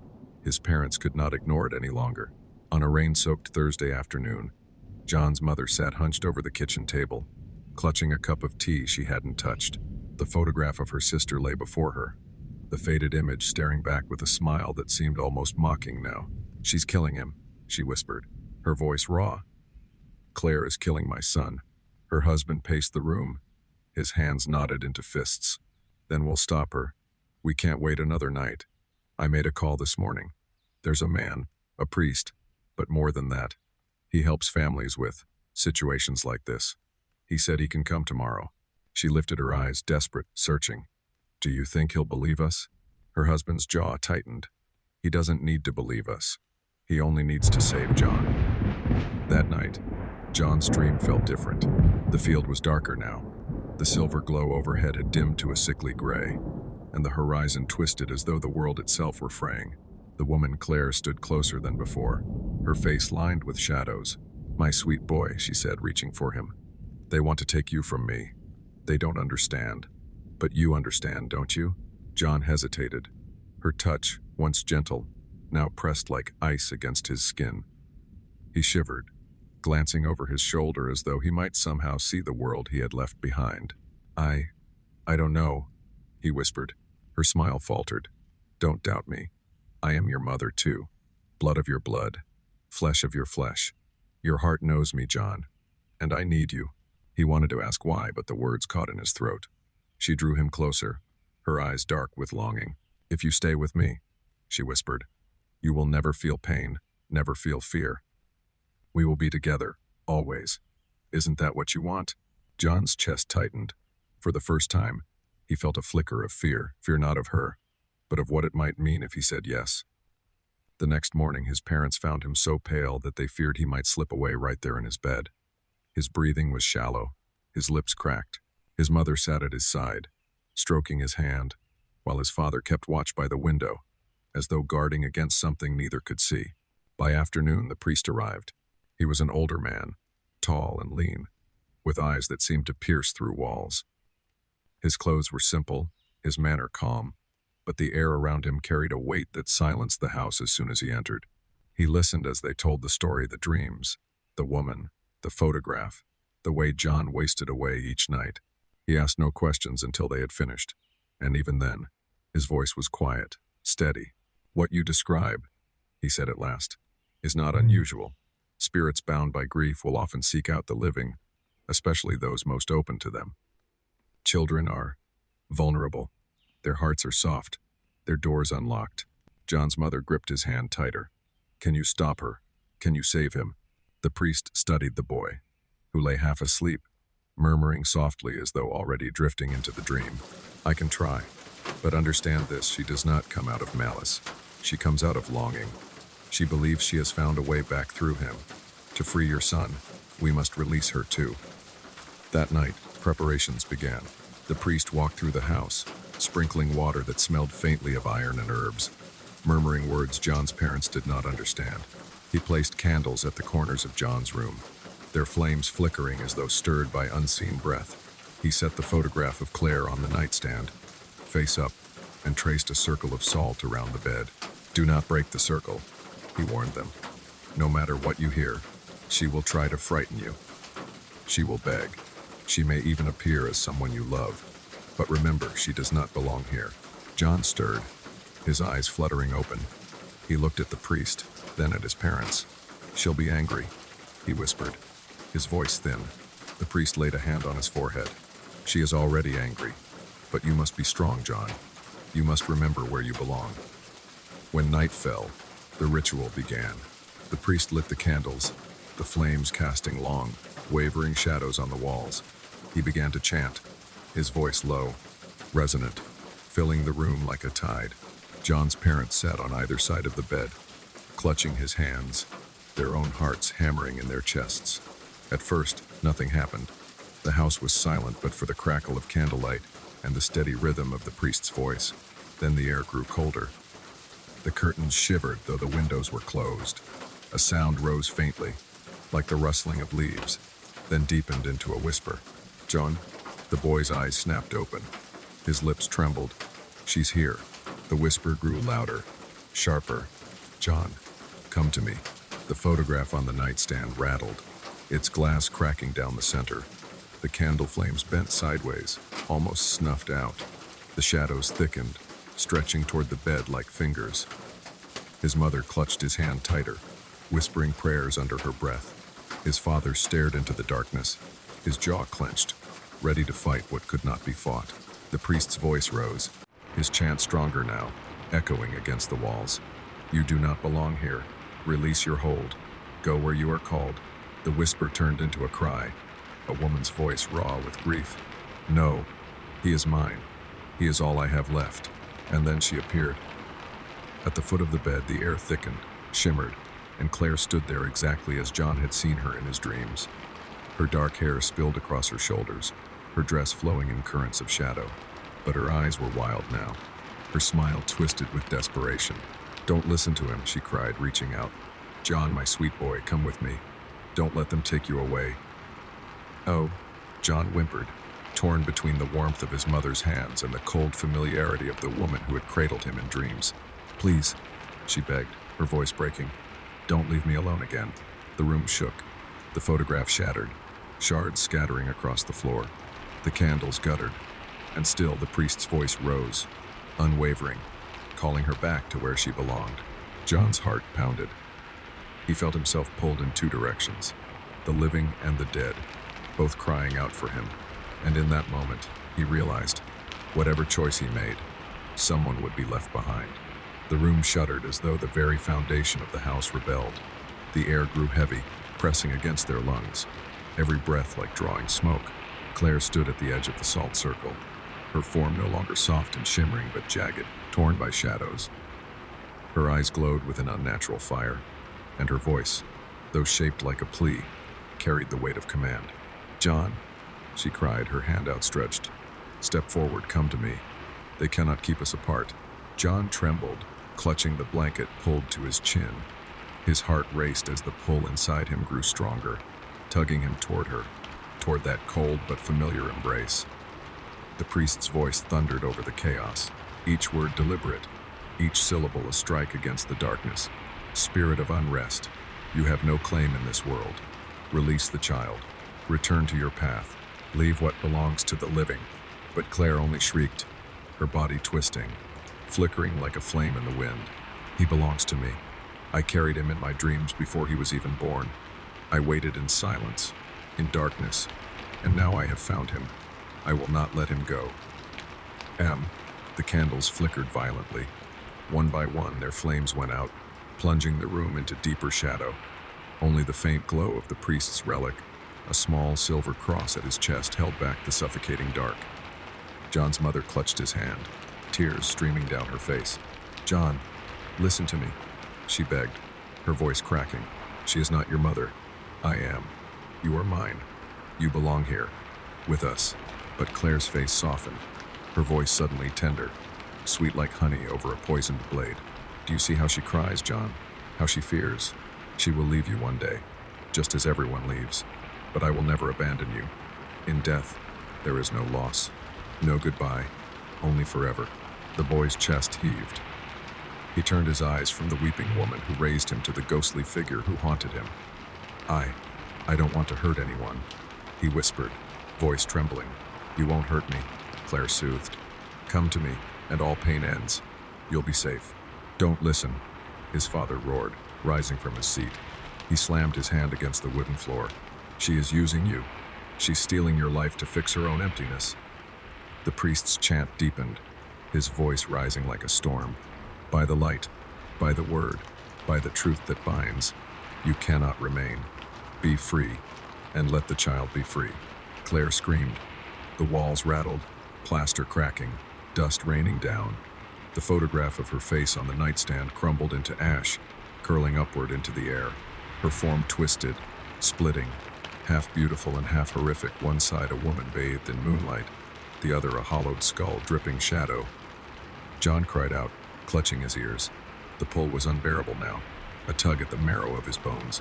His vision blurred, the world spinning between light and dark. And then, suddenly, he was no longer in his room.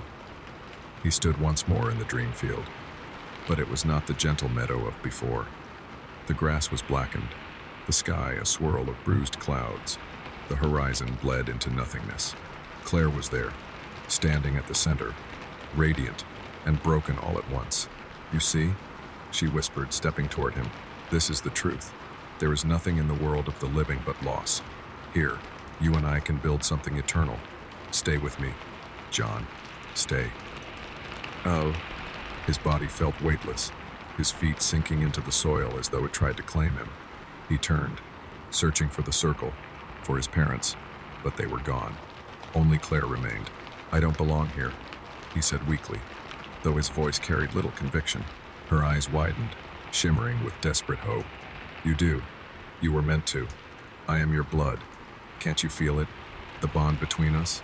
It is stronger than any prayer, any ritual." She extended her hand again. It shook this time, not with rage but with longing. "Please, John, don't let me be alone in the dark anymore." Back in the room, his body arched, eyes rolling back. His mother screamed, shaking him, while his father tried to hold him down. The priest pressed the cross to John's forehead, sweat streaming down his temple as he continued the incantation. "He is caught between," the priest shouted over the roar of unseen winds. "You must call him back. He must hear you," louder than her voice. "John," his mother cried, pressing her forehead to his hand. "Listen to me, baby. Come back. Come back to us. We love you. We need you." His father leaned close, his voice fierce but breaking. "You're my son, John, my boy. You don't belong to her. You belong with us. Fight." Inside the dream, John froze. He heard them muffled but clear, like voices carried through a wall of water. His parents, calling, crying. His heart clenched. Claire's face twisted, panic flashing across her features. "Don't listen to them. They will die one day and leave you broken. But me? I am already dead. I cannot leave you." John shook his head, tears burning his eyes. "But I don't want to die. Not yet. I want to live." The shadows deepened around them. Claire's form cracked, fragments of her face falling away into the darkness. She reached for him with both hands now, her voice shrill, desperate. "No, don't turn from me. Don't abandon me again." He stepped back. The soil beneath his feet lightened, threads of green pushing through. "I'm sorry," he whispered, "but I can't go with you." The field shattered like glass. Back in his bed, John gasped, eyes snapping open, sucking in air as though he had surfaced from deep water. His body convulsed once, twice, then fell still in his parents' arms. At the edge of the circle, Claire screamed a howl so piercing it seemed to claw at their ears. Her form writhed, shrinking, pulled backward as though an unseen hand dragged her into the dark. Her face, for a single moment, softened again, eyes glistening with sorrow. "Don't forget me," she whispered, and then her body broke apart into dust and vanished. The room fell silent. The air warmed. The candles, once snuffed, reignited on their own, their flames calm and steady. John collapsed into his mother's arms, exhausted but alive. She sobbed, pressing her face into his hair, rocking him gently. His father, shaking, wrapped them both in his arms. The priest let out a long, weary breath, wiping sweat from his brow. He picked up the silver cross, now warm with a faint glow, and nodded solemnly. "It is done," he said quietly. "She has been released." John stirred, his voice barely more than a whisper. "She's gone." "Yes," the priest replied, his gaze distant. "And now she will find her rest." That night, for the first time in weeks, John slept without dreaming. His breathing was steady, his body calm. His parents sat beside him until dawn, afraid to leave, afraid to close their eyes. But no voice came, no shadow fell, no cold hand reached from the dark. The boy was free, and far beyond, where light met shadow, Claire finally stepped into the place she had long denied, where grief dissolved, and the dead could finally rest. The days that followed the ritual passed slowly, each one steeped in relief, yet shadowed by fatigue. The air in the house, once heavy with dread, now carried the simple hum of everyday life again, the kettle whistling in the kitchen, the floor creaking beneath hurried footsteps, the laughter of neighbors drifting in from outside. Yet beneath those ordinary sounds lingered the memory of what had happened, like a faint scar beneath the skin, visible only when the light struck at a certain angle. John slept. He slept deeply, without interruption, without the faintest stir of the voice that had once beckoned him night after night. His parents kept a constant watch those first few nights, one of them always seated beside his bed, listening to his breathing, holding his small hand as though to anchor him in the world of the living. His mother often woke in the middle of the night, heart pounding, expecting to see the pale shimmer of Claire standing at the corner of the room. But the corner remained empty. She would lean forward, brush the hair back from John's forehead, and whisper, "You're safe. You're here, with us." The priest visited once more, a week after the ritual, to ensure no lingering presence remained. He walked through each room of the house, murmuring quiet blessings, leaving behind sprigs of dried sage and small crosses above the doorways. "She is gone," he assured them gently, his eyes soft but tired. "But grief, once it has tasted the living, leaves traces. You must speak of her when you need to, not hide her name. That way, her memory belongs to you, not to the dark." John listened quietly, sitting at the table with his hands folded. He asked no questions, but his gaze was thoughtful, far older than his years. Life began to knit itself back together. John returned to school, and though he was thinner, quieter, and a touch paler, he carried himself with a new steadiness. His teachers noticed the change but did not press. Children often grew quickly after illness, they reasoned. Some storms simply sharpened their eyes. At night, when John lay in bed, he sometimes thought of the field, the darkened sky, the cracked earth, and Claire's hand reaching for his. He remembered the sadness in her eyes when she faded, the way her voice broke on the final words. "Don't forget me," he would whisper into the dark. "I won't."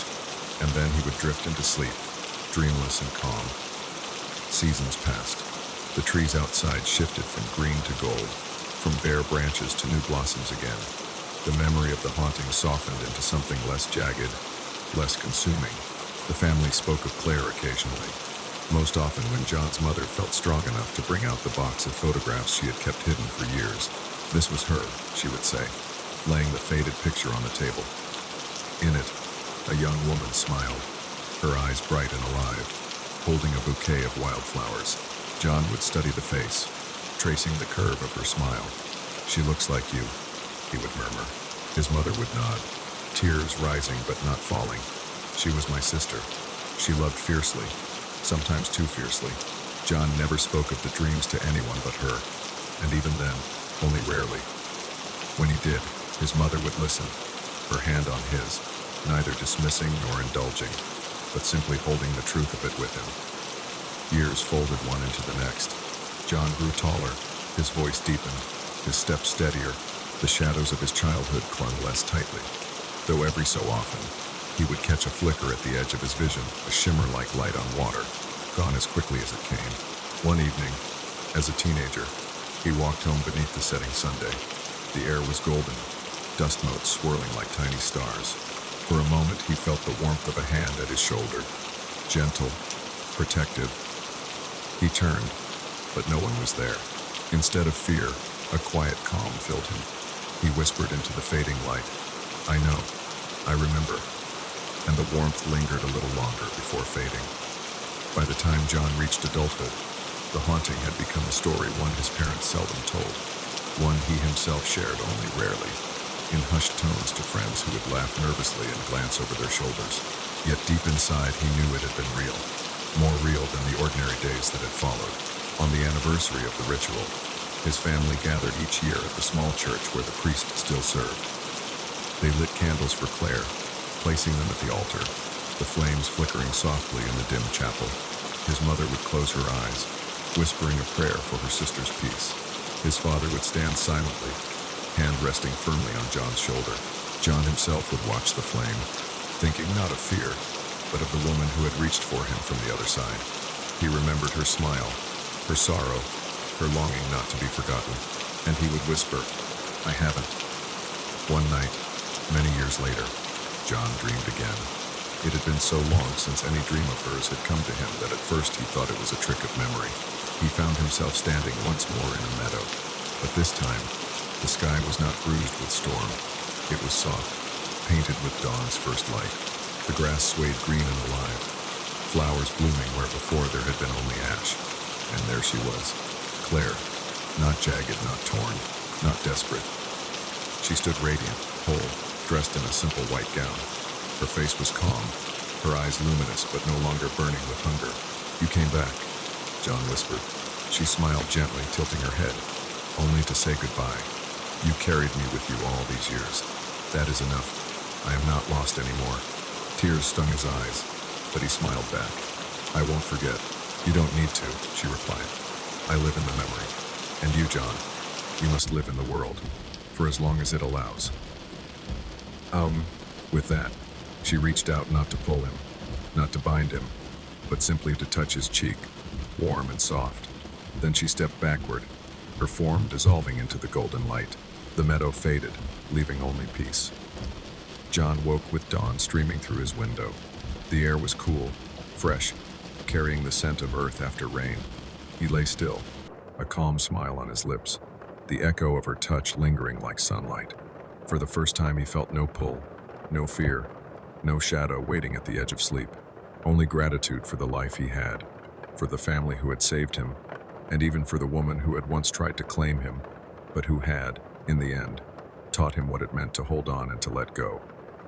Years later, as a man with children of his own, John would sometimes sit by their bedside, listening to their steady breathing, and when they asked for stories before sleep, he would tell them not of ghosts or rituals, not of screams or shadows, but of love, of family, of the fragile thread between life and death, and of the kindness that can sometimes be hidden even in sorrow. And when the house grew quiet at night, he would step outside, look up at the stars, and whisper into the dark, "Rest well, Claire." Somewhere, he felt, she did. The promise on the bridge. There was a bridge at the edge of town, older than the houses, older even than the streets that wound their way toward it. It was made of stone, pale and worn smooth by centuries of rain, its arches rising gracefully above the dark water of the river below. By day, it looked like any other relic, quiet, almost forgotten. But by night, when the fog rolled in and the lanterns glowed faintly along its balustrade, the bridge seemed to breathe, to hold memories within its stones. Lovers often went there, drawn by its quiet beauty, its sense of permanence. Some left promises carved into its rails, initials etched by trembling hands. Others whispered vows into the dark, trusting the river to carry their words away. On that particular evening, David and Emily walked there hand in hand. The world around them was hushed, the last traces of daylight sinking into the horizon, leaving behind streaks of violet and gold that reflected off the water. The air smelled faintly of damp earth and moss. Their footsteps echoed softly against the stone, a rhythm that matched the beat of their joined hearts. Emily leaned against the railing, her hair catching the faint glow of the lanterns. She smiled at David, a smile that carried both mischief and tenderness. "It feels like this place has been waiting for us," she said quietly. David chuckled, though there was a reverence in his tone. "It does, doesn't it? Like it's seen so many before us, and it knows we're just another story written into its stones." He stood close beside her, resting his hand on hers as it gripped the cold stone. "You know, Em," he whispered, "I'd stay with you forever. Even if everything else fell apart, I'd still be here, with you." She turned toward him, her eyes glistening in the dim light. "Forever's a long time," she said, her voice almost playful but softened with sincerity. "Do you really mean that?" He nodded. "More than anything. No matter what happens, I'll never leave you." Emily's expression shifted, deepened. She searched his face, as though memorizing every detail, then leaned in and kissed him. The sound of the river beneath them filled the silence, its current moving strong and unseen. When she pulled back, she whispered, "Then I promise too. I'll never leave you either, not even if the world tries to take me away." They stayed like that for a long moment, the bridge holding their vow as though it had heard countless others before. The lantern nearest them flickered, the flame bending in a sudden gust of wind that smelled faintly of water and something colder, older. Emily shivered. David laughed softly, wrapping his arm around her shoulders. "What do you say?" he suggested. "We make tonight a memory no one else could ever have." Emily tilted her head. "What do you mean?" He pointed to the river below. The surface shimmered in the fading light, the reflection of the moon just beginning to show in its ripples. "We jump, just once, together, into the water. It's not far, it's deep enough. People have done it before." Her eyes widened, a mix of thrill and hesitation. "You're crazy," she whispered, but her smile betrayed her excitement. "Crazy in love with you," he replied, his grin boyish, his eyes full of a daring warmth. "Think about it when we're old and gray. We'll remember this night. We'll say, we jumped from the bridge because we were young, because we believed in forever." Emily hesitated only a moment longer before nodding, a soft laugh escaping her lips. "All right, let's do it. But if I freeze in the water, you'd better be there to save me." David squeezed her hand. "Always."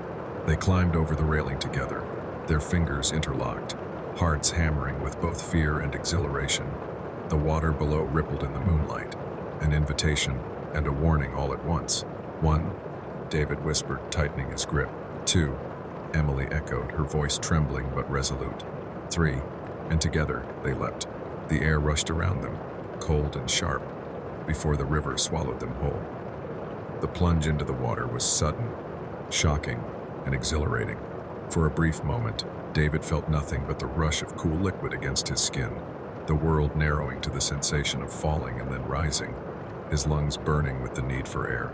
He kicked upward, breaking the surface with a gasp, his laughter bubbling out in the mist of moonlight. Beside him, Emily surfaced too, her hair plastered to her cheeks, her laughter bright and clear. She splashed water at him, her smile wide. For a heartbeat, it was everything David had imagined. The wild romance, the reckless joy, the proof of their promise, sealed in a leap. "See?" he called, shaking droplets from his face. "We did it. Just us forever." But before he could finish, he felt it.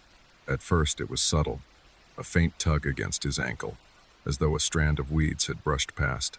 He kicked, shaking it free. But then it came again, stronger this time, pulling him downward. David froze. His laughter died in his throat. The river was deep, but it had never frightened him. Yet now, as he felt the invisible pull, an unease settled into his chest. He treaded water, forcing calm into his voice. "Did you feel that?" he asked, turning toward Emily. She was floating a few feet away, her face illuminated by the pale moon. Her eyes met his, and for the briefest instant, something in her smile faltered. "What do you mean?" she asked softly. "There's something pulling," he said, his voice low. He glanced down, but the water was dark, hiding everything beneath. The current seemed stronger now, though the surface rippled gently as though undisturbed. Emily tilted her head, her expression unreadable. Then she swam closer, her hand brushing his arm. "It's just the river, David. Don't be afraid. We promised, remember? We're together. That's all that matters. Her words should have comforted him. But her tone, it was almost too calm, too deliberate. The pull came again, harder this time. David felt his body dip lower, water rising to his chin. Panic flared. He thrashed, kicking desperately, but the resistance only grew stronger, as though unseen hands had wrapped around his legs. "Emily," he cried, his voice cracking. She was inches from him now, her face so close he could see droplets clinging to her lashes. She smiled again, but it wasn't the smile he knew. It was wider, darker, carrying an edge of something cruel. "Don't fight it," she whispered. "Stay with me. That's what you said, isn't it, forever?" David's blood turned cold. "Emily, stop. This isn't funny," he gasped, clawing at the water. But as he struggled, he saw it. Her expression flickered, her features shifting in the moonlight. Her eyes seemed deeper, darker, almost hollow. Her lips stretched in that same uncanny smile, a smile too sharp, too wide.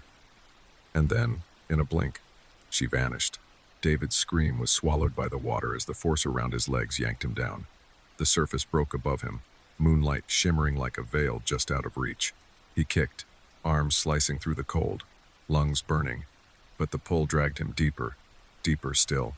The water pressed against him, heavy and suffocating. Shapes seemed to writhe in the murk around him, shadows that curled and twisted, their forms indistinct. He thought he saw hands pale, skeletal, reaching from the darkness below, clutching at him, clawing their way upward. His chest ached, every instinct screaming to breathe, though he knew it meant death. His mind whirled. Where was Emily? Had she gone to the surface? Had she left him?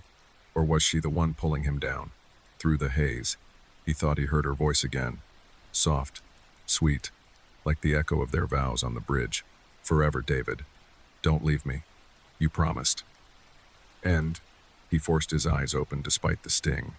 And there, in the shifting darkness below, he saw her, Emily, or something wearing her face. She floated just beyond his reach, her hair spreading like black tendrils, her dress flowing as though untouched by the current. Her arms were outstretched, beckoning. Her smile was no longer warm, it was sharp, predatory, but beautiful in a terrible way. David's heart thundered. He shook his head violently, bubbles rushing from his mouth. He kicked, desperate, fighting upward. But the pull grew stronger, dragging him closer to her, closer to that smile. Her lips moved, though no sound carried through the water. Yet somehow, he heard her words inside his mind. "Come with me. Don't break your promise." With one final burst of strength, David tore free, whether by luck or desperation. He didn't know. He clawed toward the surface, the light above growing brighter, closer. His lungs felt as though they would burst. Just as his vision blurred, his head broke through the water. He gasped, choking, sucking in air that felt like fire. The night around him was eerily still. The lanterns on the bridge flickered faintly. "Emily," he coughed, spinning, scanning the water. "Emily," but there was no answer, only silence. And then, a laugh, soft, distant, echoing from nowhere and everywhere at once. David froze, his heart hammering. He knew that laugh. It was hers, but she was gone. The world returned in fragments. First came the sound, the faint beeping of a machine, steady and rhythmic, a fragile heartbeat echoing in the quiet. Then came the light, harsh and white, piercing through the fog that clung to David's mind. His body felt heavy, pinned to the earth, though he lay on something soft. He tried to move, but a sharp pain flared in his chest. His breath hitched. Slowly, carefully, he opened his eyes.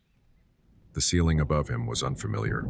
Plain white tiles, fluorescent lights humming faintly. The smell of antiseptic filled his nose, mingled with something metallic. He blinked, confusion settling in. Where was he? Then the memories hit. The bridge, the leap, the water. Emily's smile twisted. Strange, the hands dragging him down. His heart thudded against his ribs. He tried to sit up, panic coursing through him, but a firm voice stopped him. "Easy. Don't push yourself." David turned his head. A man in a white coat stood at his bedside, clipboard in hand, glasses perched on the edge of his nose. His face was calm, professional, but his eyes carried the weight of something heavier. "You're in the hospital," the doctor explained. You were brought here last night. You've been unconscious for several hours, but you're stable now. Hospital. The word barely registered.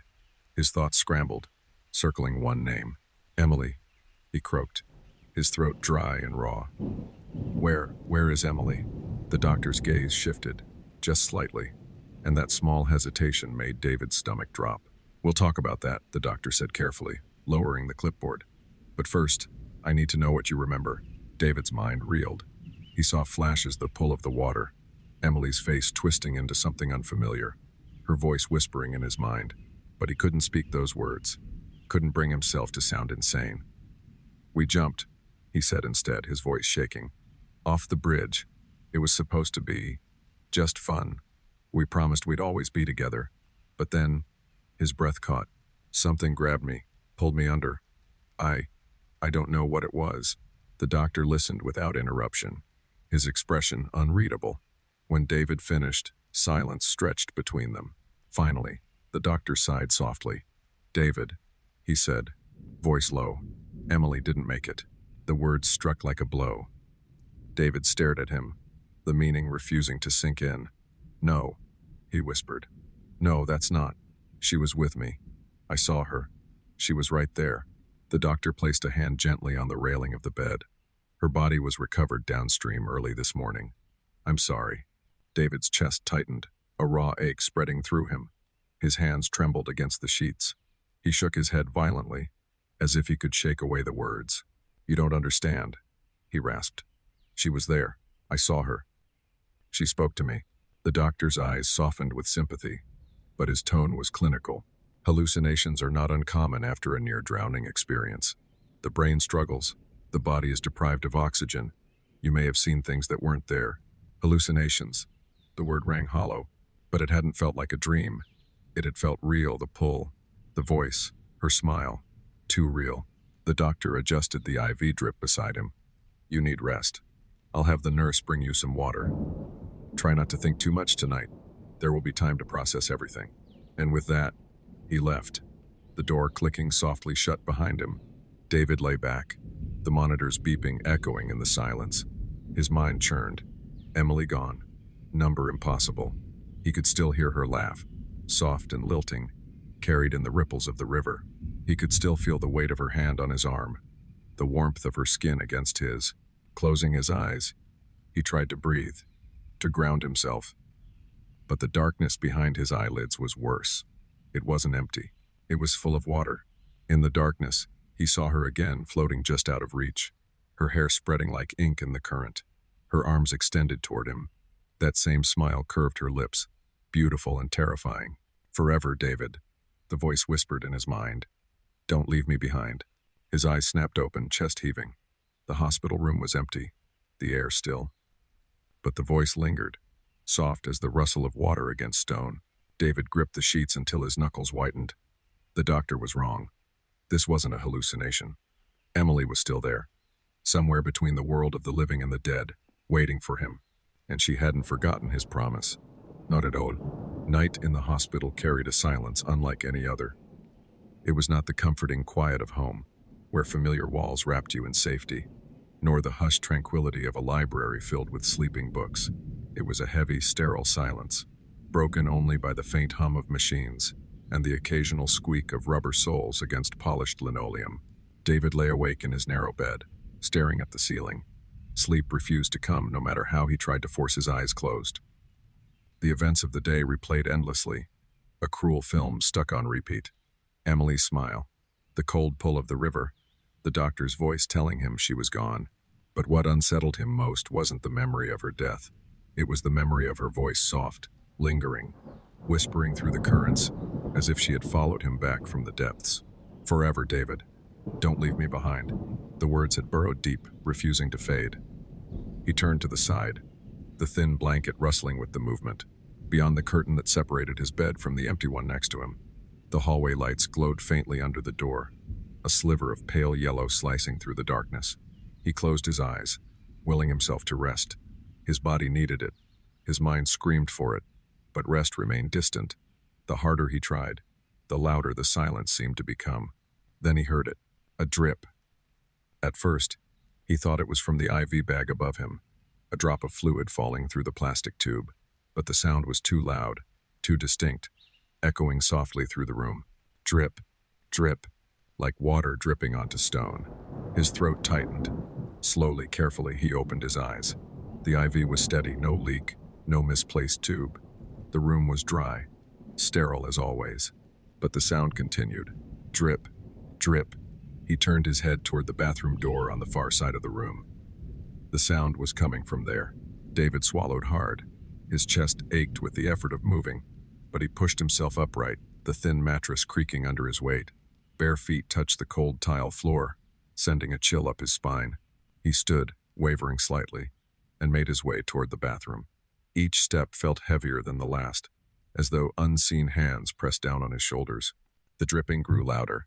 He reached the door and hesitated. The handle gleamed faintly in the dim light. With a shaky breath, he pushed it open. The bathroom was dark, only the faint glow of the hallway light spilling across the floor.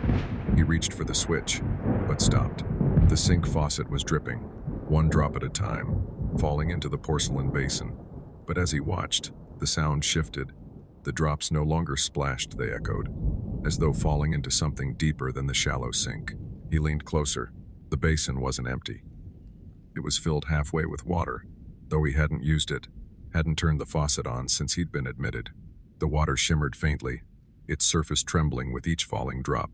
And then, as he stared, the reflection in the water shifted.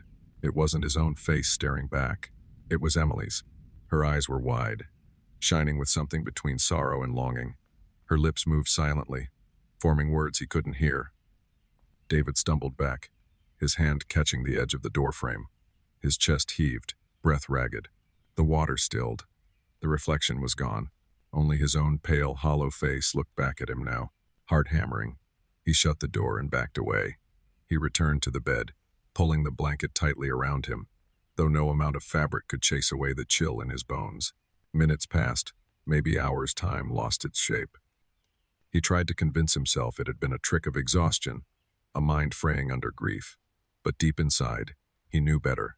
Emily was reaching for him. Even here, the hospital was silent again, until it wasn't. From somewhere down the hall, faint footsteps echoed, soft, measured, like bare feet against tile, too light to be a nurse, too deliberate to be random noise. They drew closer. David held his breath. Every muscle in his body tensed. The footsteps stopped just outside his door. Silence pressed in, heavy and suffocating. Then came the sound that froze his blood. A gentle knock, not loud, not demanding, just a quiet, rhythmic tap against the door, almost polite. David's mouth went dry, his gaze fixed on the door, waiting, praying it wouldn't open. Another knock, this time softer, almost tender, and then, from beyond the wood, her voice. David. He squeezed his eyes shut, shaking his head. No, it wasn't real. It couldn't be real. She was gone. David. The voice whispered again, closer now, as if her lips were pressed to the very surface of the door. You promised. Tears stung his eyes. His throat burned with the weight of unspeakable grief. He couldn't answer. He wouldn't. The knocking ceased. Silence returned. But it wasn't relief that followed. It was dread, because in the silence he realized something. The voice hadn't come from the hallway. It had come from inside the room. Morning came, but it did little to chase away the shadows that clung to David's mind. Sunlight poured weakly through the thin hospital curtains, casting pale rectangles across the floor. Nurses moved through the halls, their voices soft, their footsteps steady, as though the night had never happened. To them, it was just another day, another patient recovering from an accident. But for David, the hours between dusk and dawn had stretched into something unnatural. He could still hear her voice, tender and pleading, slipping between the walls like a draft of cold air. He could still feel the weight of her presence beside his bed. Emily. They told him she was gone, that the water had claimed her. The doctor spoke with practiced sympathy, the kind that left no room for doubt. Yet doubt lingered, gnawing at him, because he knew what he had heard, what he had seen. He remembered the reflection in the bathroom sink, her face shimmering in ripples that weren't his own. He remembered the knocks at the door, gentle as raindrops, and her voice whispering through the silence. You promised. The words had woven themselves into his very pulse, beating in time with his heart. By afternoon, the doctors cleared him for discharge. He signed papers with trembling hands, nodded when they gave him instructions, and gathered the small bundle of belongings he had arrived with. None of it mattered. His mind was fixed on one thing, the bridge. He couldn't explain why. He only knew he had to return. The cab ride there was quiet. The driver hummed softly to a song on the radio, oblivious to the storm brewing in the passenger seat. David stared out the window, watching the city blur into countryside, then into the old path that led toward the river. And then, there it was, the bridge. Ancient stone arched over the water, its weathered surface holding centuries of footsteps, promises, and secrets. Moss crept along the edges, and vines dangled like forgotten threads. Beneath it, the river moved with deceptive calm, its surface glittering under the sunday. It was the same place where he had held her hand, where laughter had rung out in the still night, where their vows of forever had been sealed with a reckless leap, and it was the same place where she had vanished. David stepped out of the cab, his legs unsteady, his chest tight. The driver offered a polite word of farewell, but David hardly heard it. His eyes were fixed on the bridge. Every step closer deepened the ache in his chest. His shoes scraped against the uneven stone, each sound amplified by memory. He reached the center and stopped. For a moment, all was still. The river below whispered softly, a lullaby of currents and eddies. The breeze carried the scent of damp earth and wildflowers. It should have been peaceful, but it wasn't, because he felt her, not in memory, not in imagination, but in presence. A shiver traced the length of his spine.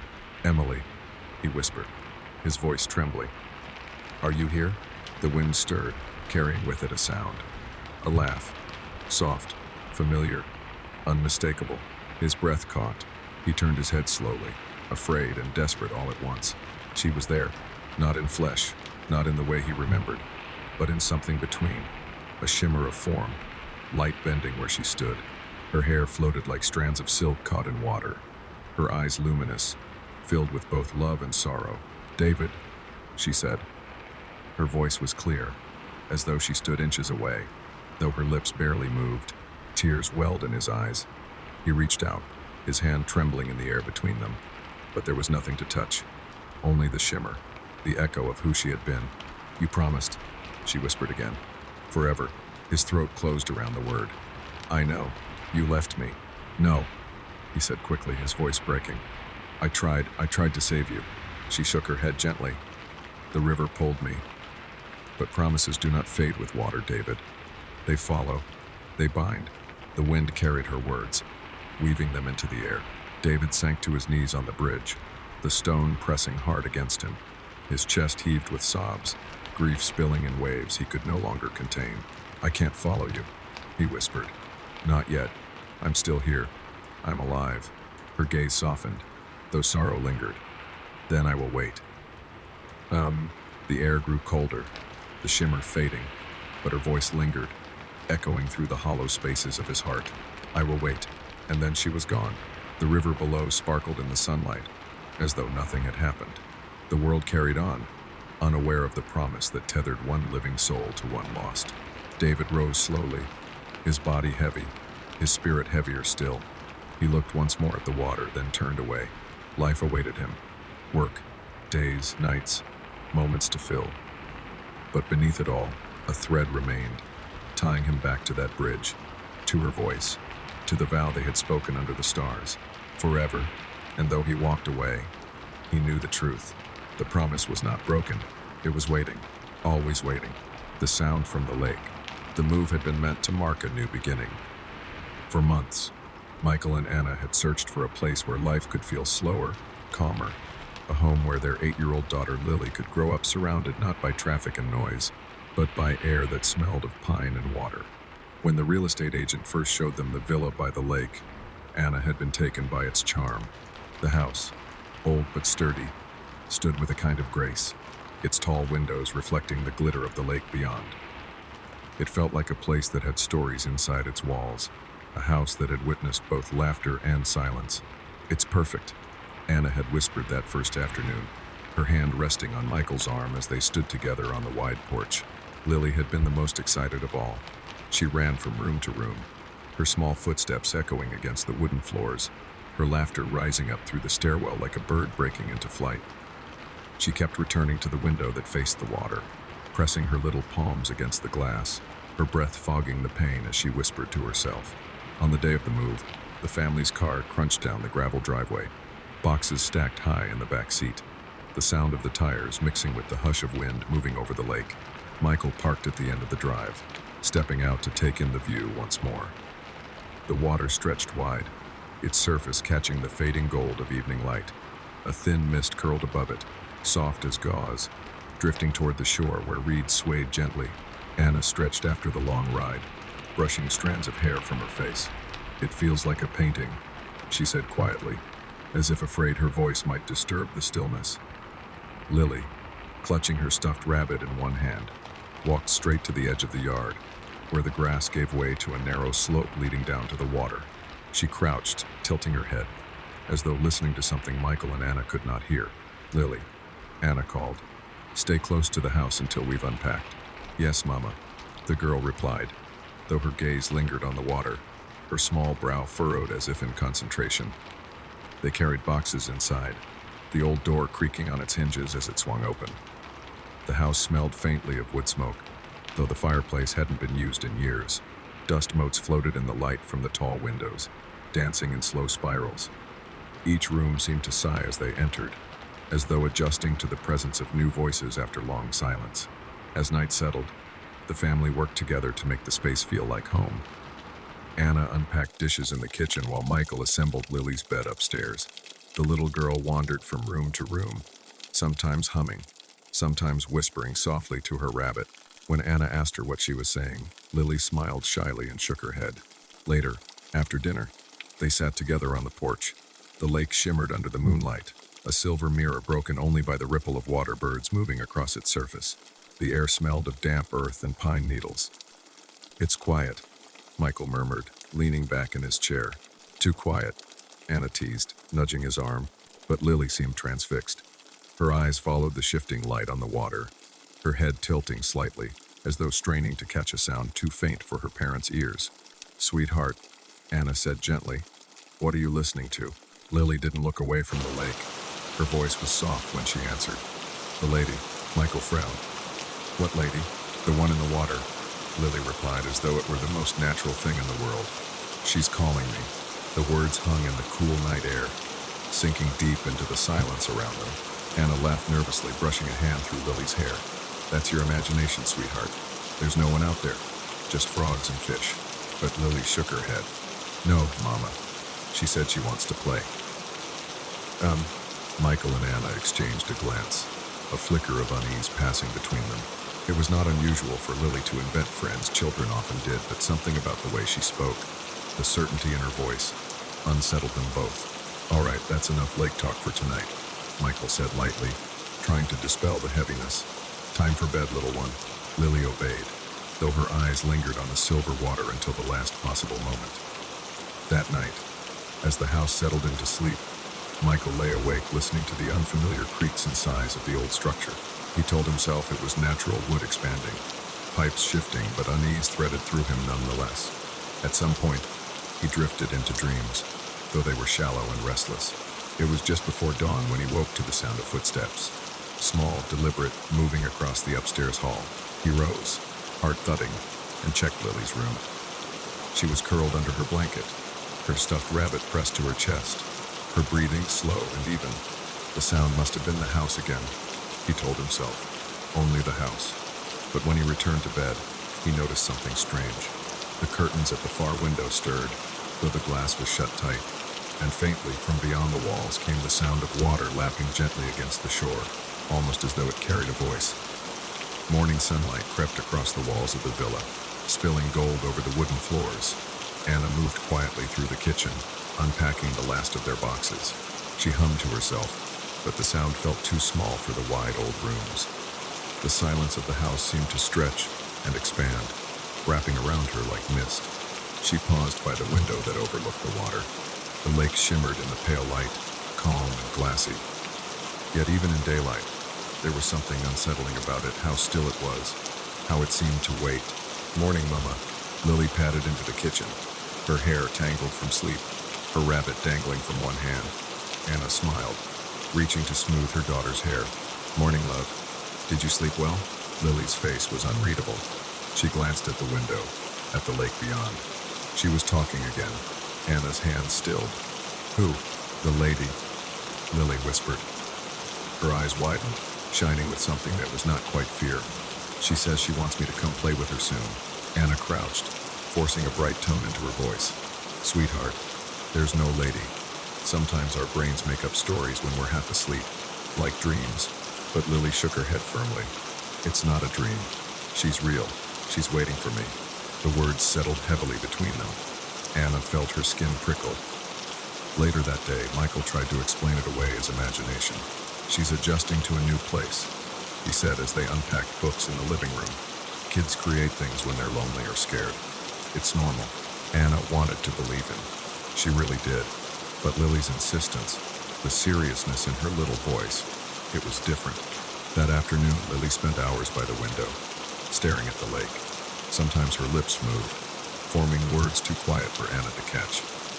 Sometimes she tilted her head, as though listening. When Anna asked who she was talking to, Lily answered simply, "The lady." By evening, Anna felt uneasy enough to suggest a walk around the lake, hoping to distract her daughter. The three of them set out together, holding hands as they followed the narrow path through the reeds. The air was cool, and the water reflected the orange glow of sunset. Birds skimmed low across the surface. "It's beautiful," Michael said, exhaling. "We should bring a picnic next weekend." But Lily tugged at his hand, pointing to the far side where the trees leaned over the water. "She lives there," she whispered. Michael crouched. "Sweetheart, nobody lives in the lake. That's just trees and shadows." Lily frowned, her voice quiet but sure. "She told me her name. Clara." The name slipped into the air like a drop of ink into clear water, spreading through the silence.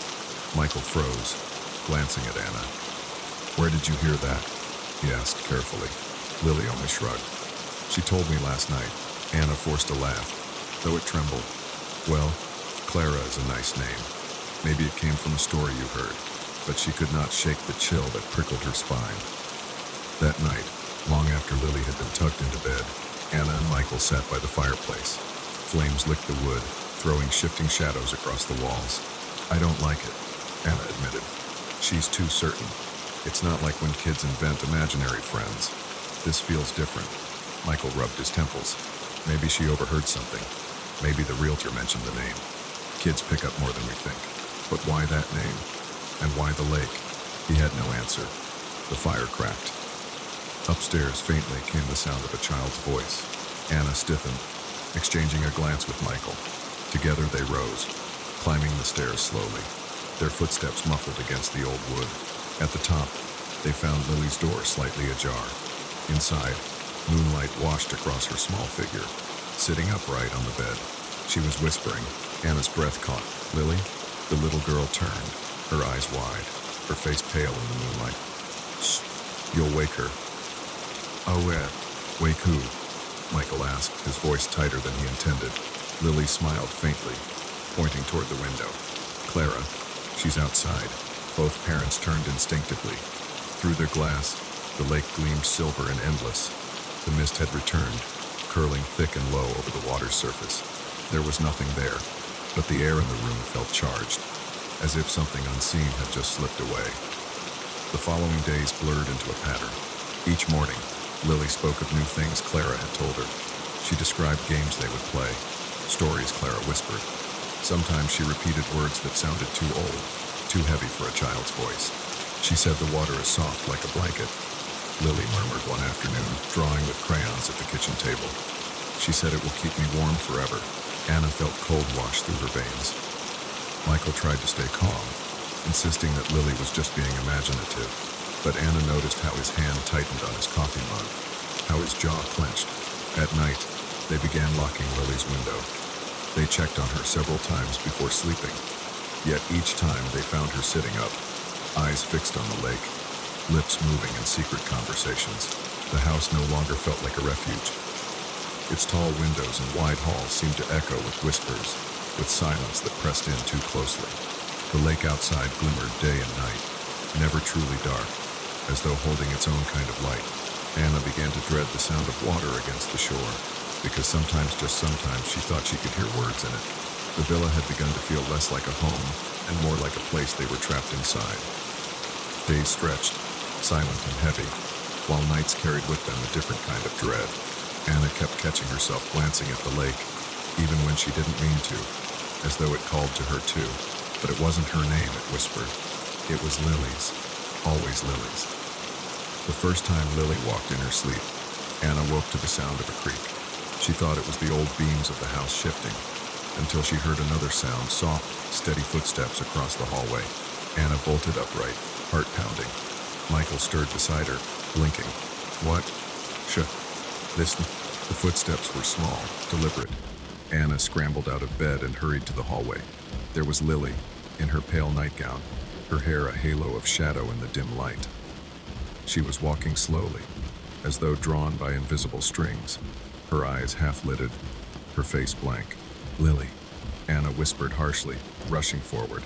She caught her daughter just before she reached the top of the stairs. Lily didn't resist. She simply looked up at her mother, her lips parting. She's calling me. Anna shivered. She lifted Lily in her arms and carried her back to bed. The child's body was limp, as if she weighed nothing at all. When Anna laid her down and pulled the blanket over her, Lily whispered again, so faintly it might have been the sigh of the wind. Clara says the water is waiting. The next morning, Anna told Michael what happened. He tried to brush it off: stress, exhaustion. A child's imagination turned into sleepwalking. But that night, it happened again. And the night after that, each time, Lily drifted toward the stairs. Each time, she seemed to know exactly where she was going. To the front door, toward the path that led to the lake. Michael finally installed a lock at the top of the stairs, a temporary gate meant to keep children from falling. But the second night it was there, Anna woke to the sound of the latch clicking. She ran out in time to see Lily, small fingers deftly lifting the lock as though she'd been doing it all her life. During the days, Lily was quieter. She no longer asked for toys or stories. Instead, she sat by the window, staring at the water, her lips moving silently. Sometimes Anna would press her ear close and try to catch the words. They said, "She's lonely. She wants me to come soon. She promises I won't be cold." Michael heard it too. For the first time, Anna saw genuine fear flicker in his eyes. They tried distracting her. They took her into town, let her pick out new books, bought her sweets. Lily smiled politely, but her eyes kept drifting toward the horizon, toward where the lake shimmered in the distance. At night, back in her bed, she whispered in the dark. Anna lay awake, listening through the thin walls. She could almost make out another voice answering. One evening, as the sky bled red and purple, Michael suggested they burn sage through the rooms, a ritual he'd read about online. They carried the smoke through every corner, every hall, murmuring prayers they barely remembered from childhood. But when they reached Lily's room, the flame sputtered, the smoke thickened, and Lily, sitting cross-legged on her bed, looked up with a serene smile. "You don't have to do that," she said softly. "Clara says she likes me just the way I am." The candle in Michael's hand guttered and died. By the fourth week, Anna was breaking apart inside. She no longer trusted the silence of the villa. She no longer trusted the calm surface of the lake. One night, she woke to the sound of the front door opening. Panic shot through her. She ran barefoot down the hall. The door stood wide open, and there was Lily, barefoot too, stepping out into the night. The moonlight silvered her hair. Her nightgown fluttered in the cold breeze. She walked with slow certainty toward the path. "Lily!" Anna screamed, rushing forward. The little girl didn't turn. She walked as though Anna wasn't there. Anna grabbed her just before she reached the reeds at the water's edge. Lily turned, finally, her face pale and strange. "You're hurting me," she whispered, though Anna's grip was gentle. Michael came running, breathless. Together they carried Lily inside, locking every door and window. But that night neither parent slept. They sat in the living room, holding hands, listening. The lake lapped against the shore, and over the sound of water came a whisper, low and insistent, carrying through the glass. "Lily, Lily." By now, both Anna and Michael knew this wasn't imagination. This wasn't a child's fancy. Something lived in that lake. Something wanted their daughter. The days grew heavier, thick with dread that clung to every corner of the villa. Anna moved through the rooms like someone trapped in a fever dream, always listening, always watching Lily. Even when the girl was seated at the table, spooning cereal into her mouth, or curled on the sofa with a blanket, there was the unmistakable pull in her eyes toward the lake. Michael, once so quick to dismiss her fears, was quiet now. He stared at the water more than he stared at his wife. When Anna asked him what he was thinking, he only shook his head, jaw tight, but she knew. He was listening too. It was the sound that broke them, not the whispers they had become a constant, like the rustle of leaves in the wind, but a single, sharp knock that came one night, echoing across the surface of the water. A knock, as though someone had rapped their knuckles against the underside of the lake itself. Lily sat upright in bed, her head tilting toward the window. "She's at the door," she murmured. Anna pulled her close, heart hammering. "No one's at the door, baby. It's just the wind," or another knock, louder this time. Lily smiled. The next day, Michael drove into town alone. He returned with old newspapers, a bundle of crumbling clippings he had dug out from the local library archives. He spread them across the dining table, his hands trembling. Anna read the headlines in silence. "Young woman drowns in lake. Body never recovered. Tragedy at the old villa. Bride to be lost to the water." The story repeated itself in fragments. A woman named Clara, 22 years old, had drowned in the lake more than 30 years ago. She had been living in the very villa they now called home. Some articles speculated she had walked into the water willingly, grief-stricken after her fiancé abandoned her. Others whispered about curses, about voices that lured her beneath the surface. Her body was never found. Anna looked up, her throat dry. "Clara," she whispered. Michael nodded grimly. That night they heard Lily whispering again, but this time it wasn't the soft, hesitant muttering they'd grown used to. Her words were clear, deliberate. "She says she wants me to come to the water. She says she's waiting for me. She says she's my friend." Anna sat on the edge of the bed, gripping her daughter's shoulders. "No, sweetheart. Clara isn't your friend. She's..." Lily tilted her head, her eyes distant, glassy. "She's lonely, Mama. She says you don't understand." The room grew colder. Anna felt it in her bones, a chill that seemed to seep from the very walls. 2 nights later, it happened again. Anna woke to silence. The house was too quiet. No creaks, no whispers. Her chest tightened. She leapt from bed and ran to Lily's room. Empty. The window was open, curtains billowing. Michael stumbled after her, still half asleep, as Anna screamed her daughter's name. They ran through the house, out the front door, down the stone path that led to the lake. The moon was high, casting a silver sheen across the black water. And there was Lily, standing ankle-deep at the shoreline, her nightgown plastered to her skin, her arms outstretched. "Clara," she called, her voice clear and joyous, as though greeting an old friend. Anna sprinted, splashing into the water, grabbing Lily around the waist. She pulled hard, but something pulled back. Not Lily, something beneath the surface. The water churned around them, dark ripples spreading outward. Anna felt fingers cold, skeletal fingers curling around her wrists. Michael waded in, shouting, dragging them both toward shore. For one terrible moment, Anna thought they wouldn't make it, that the water itself would swallow them whole. But then the grip loosened. The fingers slipped away. They collapsed together on the bank, Lily sobbing, Anna gasping, Michael pale as death. When Anna looked back at the lake, she swore she saw a face beneath the surface, a woman's face, pale and distorted, lips curved into a smile. After that, they barricaded the house, windows locked, doors bolted. Michael even nailed boards over Lily's window, but none of it mattered. The whispers grew louder, pressing through walls and wood and steel. At night, Anna would wake to find Lily sitting upright in bed, eyes open, lips moving. Sometimes she would laugh, a high, delicate sound that didn't belong to her. Sometimes she would cry, though her tears left no trace on her cheeks. And always, she would whisper the same name, Clara. By now, Michael no longer denied the truth.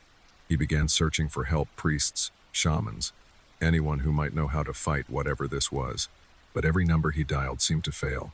Every road to town seemed longer than before, as if the villa itself didn't want them to leave. Anna stayed by Lily's side, terrified of turning her back for even a moment.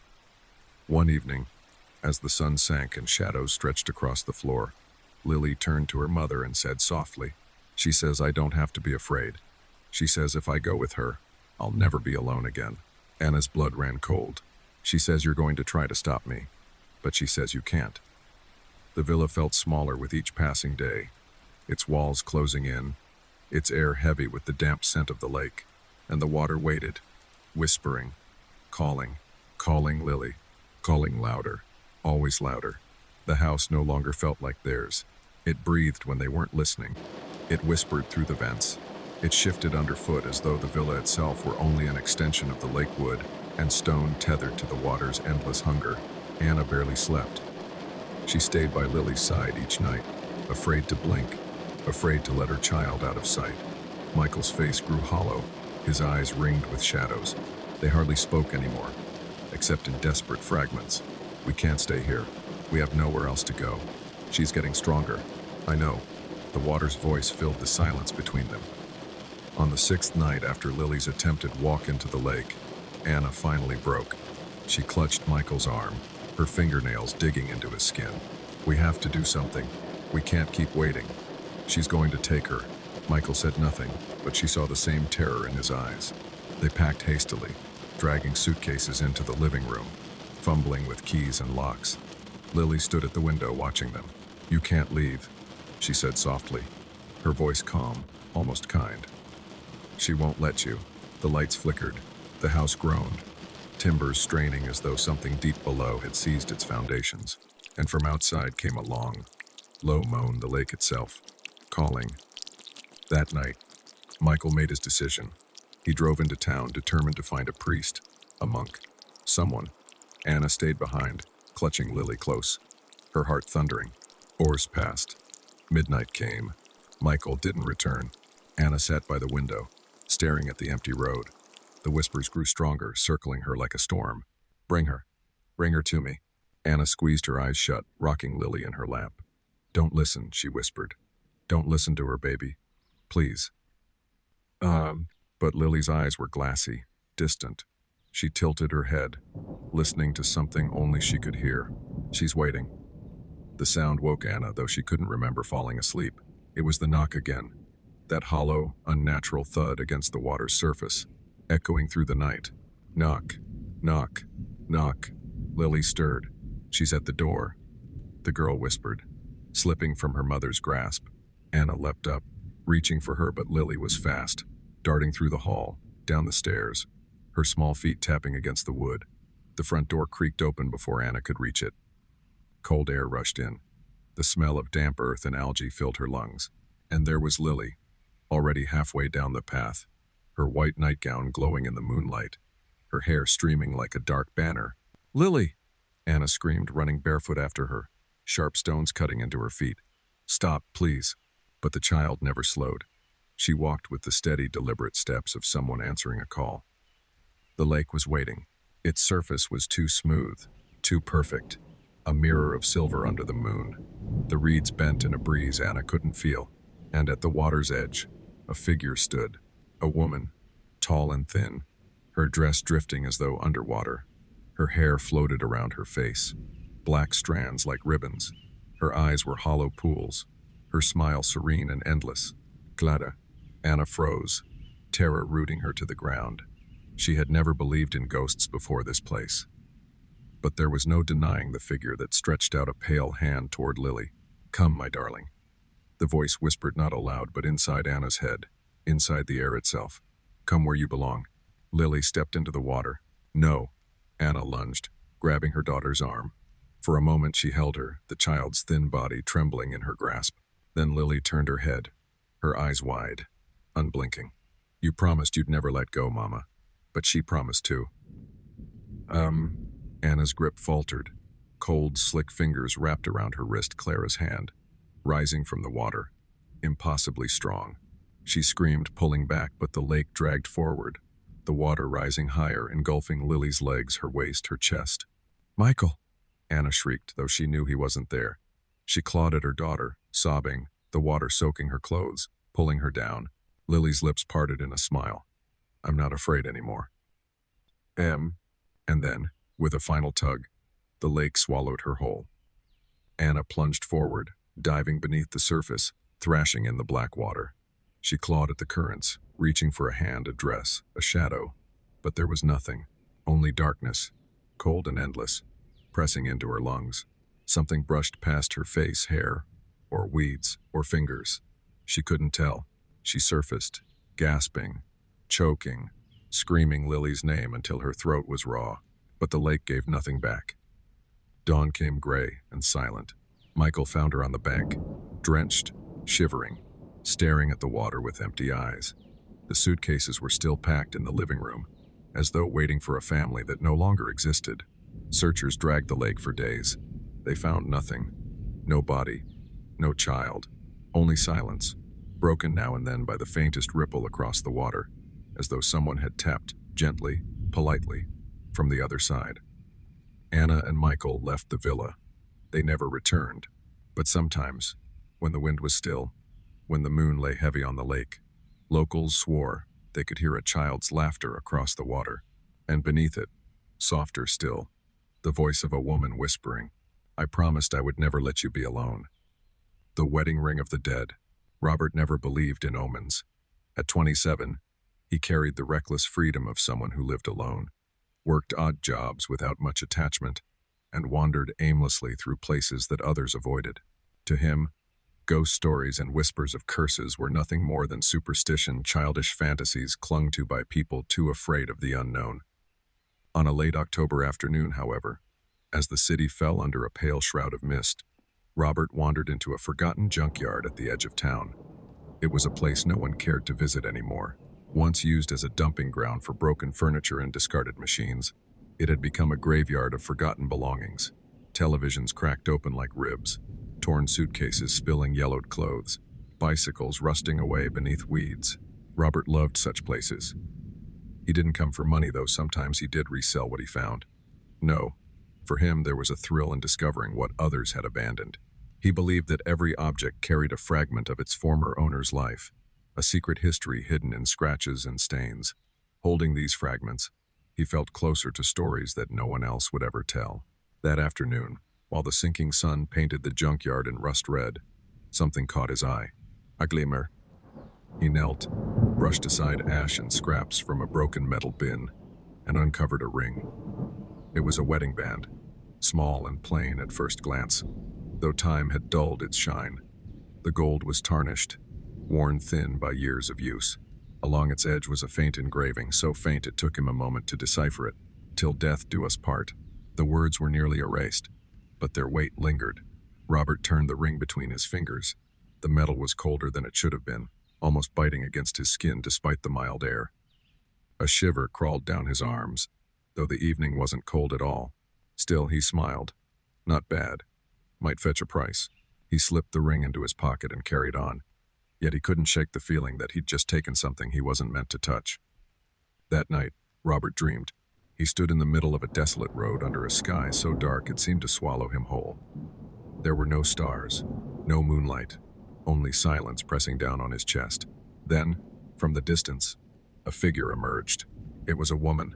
She wore a long, white dress that brushed the ground as she moved, gliding toward him as though her feet never touched the earth. Her face was shadowed, indistinct, but her lips curved into the faintest smile. And then came the whisper. "Find me. Find me." The voice brushed against his ears, yet also echoed from within his skull. Robert awoke with a start. His heart thudded painfully. Sweat slicked across his skin. He sat up in the darkness, gasping for breath, his gaze drawn instinctively to the nightstand. The ring lay there, but he remembered clearly that he had left it inside the coat pocket in the living room.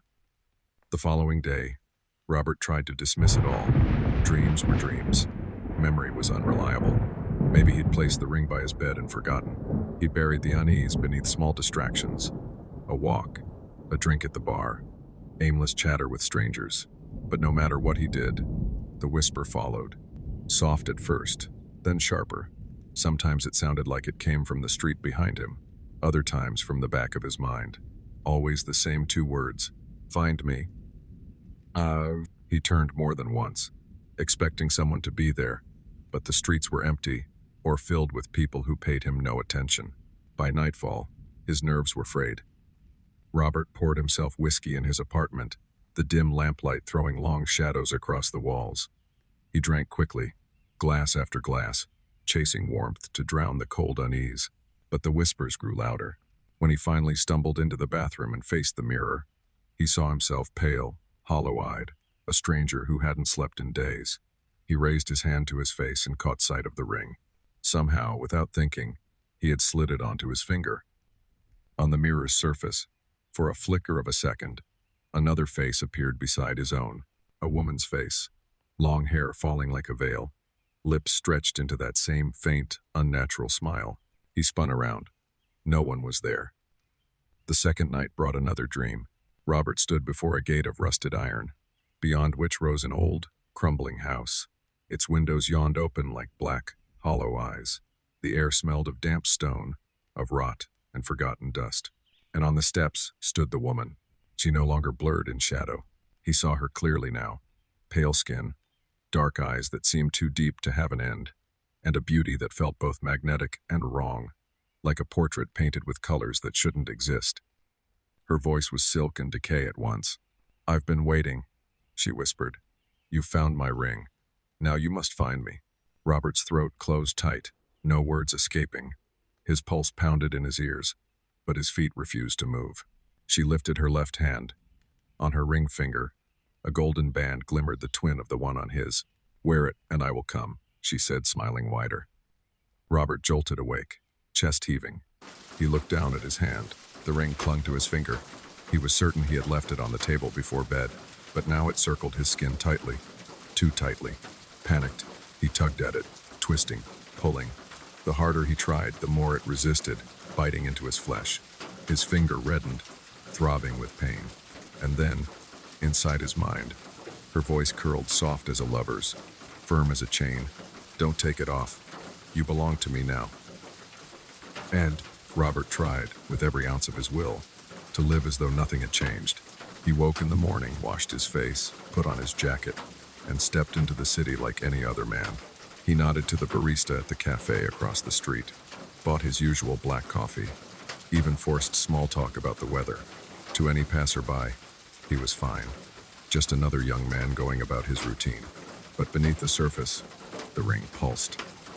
He could feel it, an almost imperceptible throb against his skin, as though the band itself were alive, as though blood flowed not only through his veins but through the metal itself. Every beat whispered the same two words he had come to dread. "Find me." The whispers no longer came only at night. They followed him down crowded sidewalks, slipped between the chatter of strangers, hissed behind the rumble of traffic. Whenever he turned, there was no one. By the third day, Robert stopped sleeping. At first, he told himself he could simply throw the ring away. He tried, late at night, stumbling into the kitchen and prying it from his finger. But the band refused to budge, no matter how hard he tugged, no matter how much soap and water he poured over it. His skin swelled and burned, his finger raw, but the ring held fast. Desperation drove him to extremes. He fetched pliers from his tool drawer, gripping the ring and shaking hands, ready to break it free. But as the cold steel touched the band, a scream pierced his skull, not from his mouth, but from within his mind. A woman's scream, sharp, agonized, echoing until tears welled in his eyes. His vision swam, his knees buckled, and he dropped the pliers to the floor. The sound faded, leaving only a whisper, low and intimate. "Do not hurt me. I am yours. You are mine." Robert lay curled on the cold tile for what felt like hours, afraid even to breathe. The dreams returned each night, stronger, more vivid. He no longer stood at the gate of the house. Now he was inside. Dust and shadow cloaked the hallways. Cobwebs stretched like veins across broken chandeliers, while the scent of mildew clung heavy to the air. The floorboards groaned beneath his steps, though his feet never seemed to touch them. And always, she was there, the woman in white. Sometimes she waited at the end of a corridor, her face half hidden behind a veil of dark hair. Sometimes she sat in a chair by a window, hands folded, eyes staring out into nothing. Other times she stood impossibly close, so near he could feel the cold of her breath brush against his cheek. Each time, her words were the same. "You've come for me. You'll stay, won't you?" Robert tried to answer, but in the dream his voice never worked. His throat sealed shut, leaving him mute, helpless. All he could do was watch as she reached out, her pale fingers brushing the air between them, not quite touching. And each morning, he awoke with the taste of earth on his tongue, as though he'd been buried alive. By the fifth night, exhaustion blurred the edges of reality.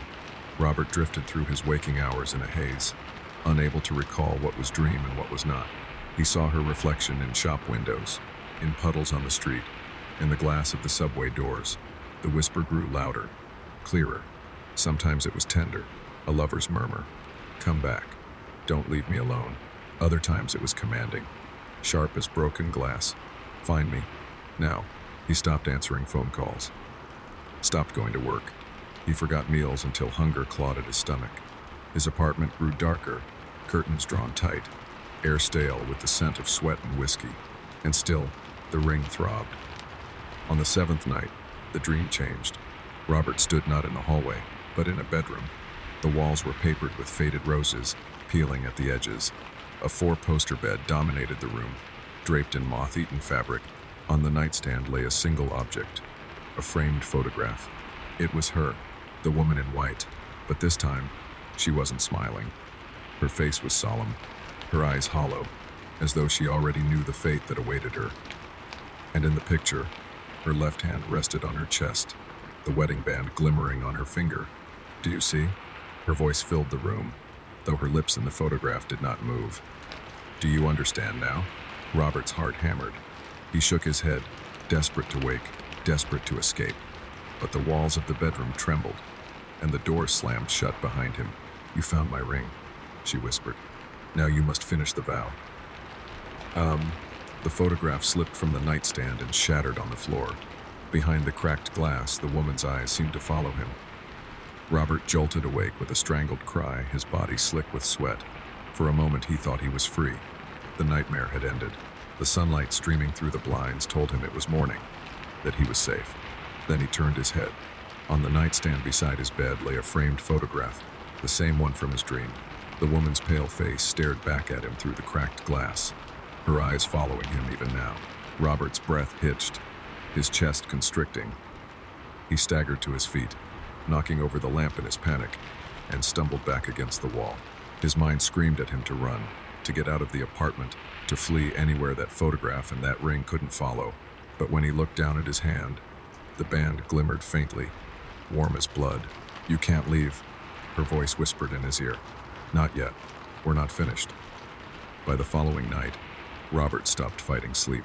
He knew the dreams would come. He knew she would be there, waiting, yet resistance seemed pointless. The more he fought, the stronger she became. The more he denied, the tighter the ring gripped his flesh. And so he let himself drift. When he opened his eyes, he was back in the house. The roses on the wallpaper seemed brighter now, red as if freshly painted with blood. The bed was no longer draped in rot, but covered in silken sheets, white and pure. And she was lying there, the woman in the wedding dress. Her dark hair spilled across the pillow, her lips curved in a smile both tender and chilling. She beckoned him closer with a tilt of her head, her eyes gleaming with something between longing and hunger. "Come," she whispered. "Lie beside me, just for a while." Robert's body moved against his will.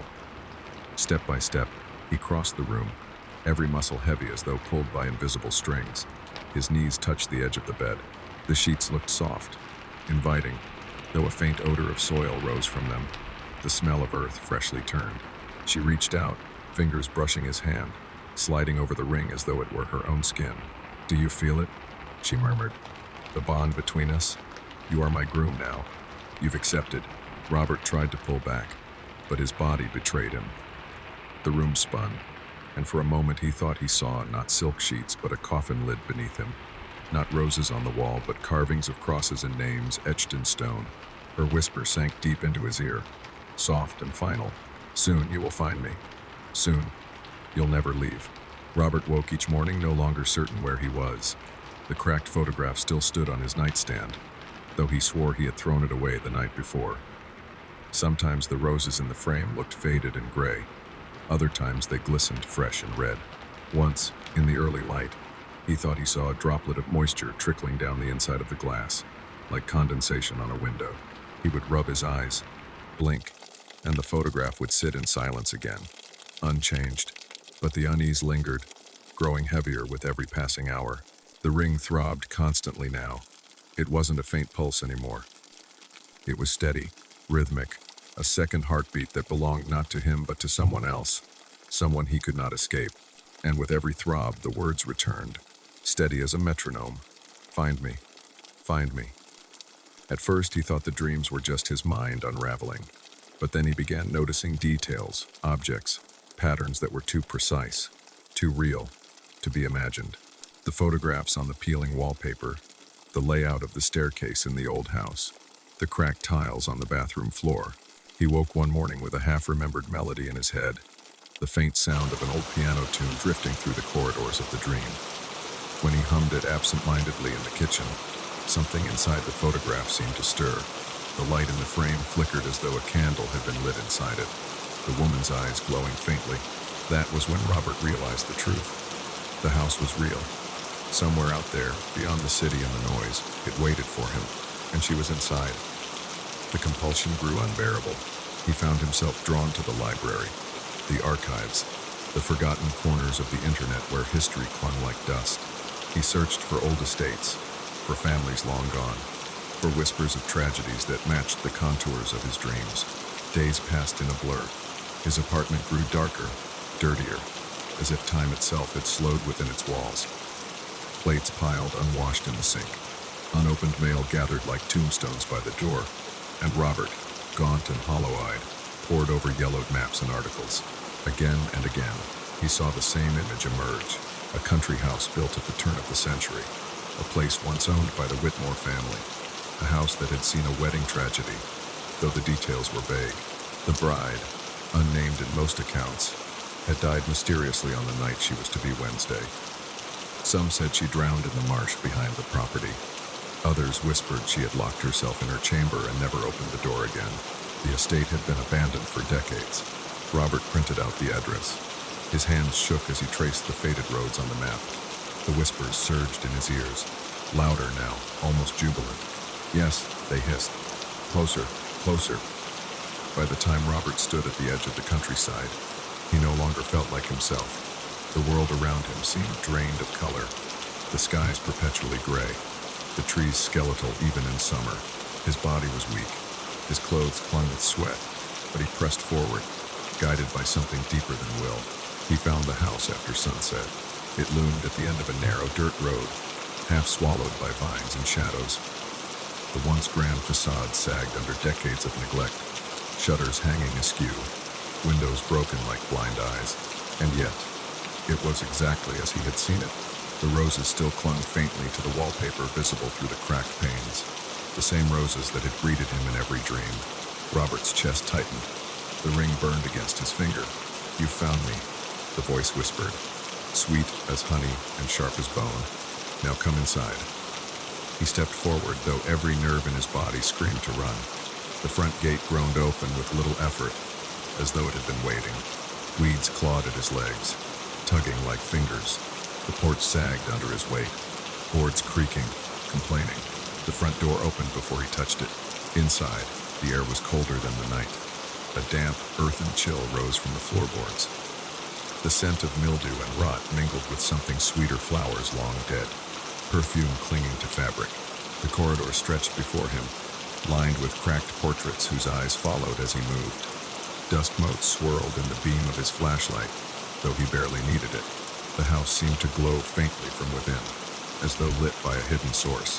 He turned a corner, and there it was, the staircase, wide, curving, its banister carved with roses now chipped and worn. He had walked these stairs a dozen times in dreams. Now his hand trembled as it brushed the wood, the grain familiar beneath his fingertips. Upstairs, a door waited at the end of the hall. Air door. Robert's steps slowed. His chest rose and fell in shallow breaths.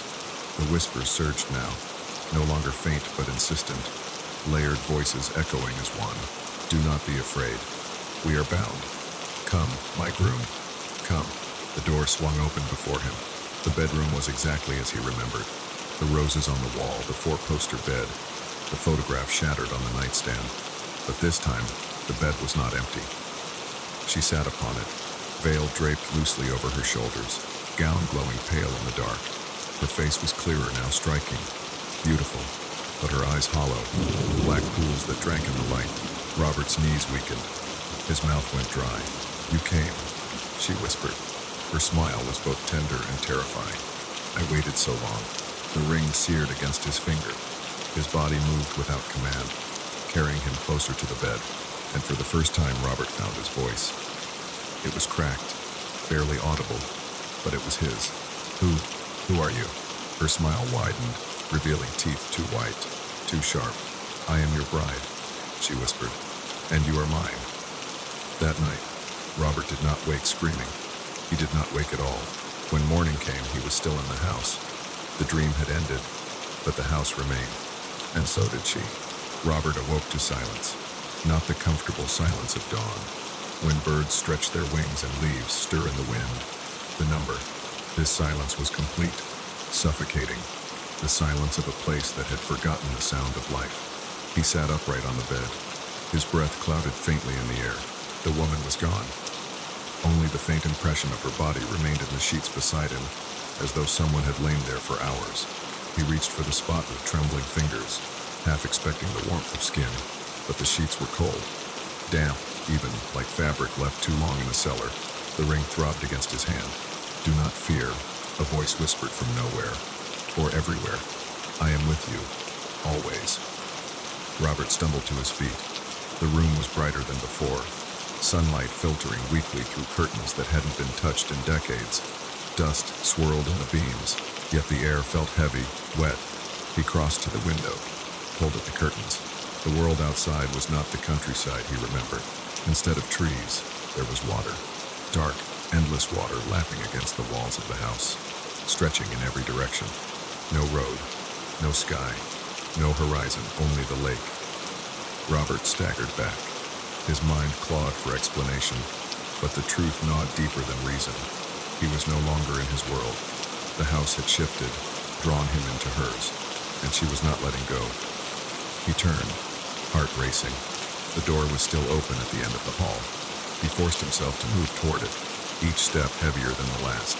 The portraits on the wall had changed, no longer faded and cracked. They gleamed as though freshly painted, and every portrait bore her face the bride.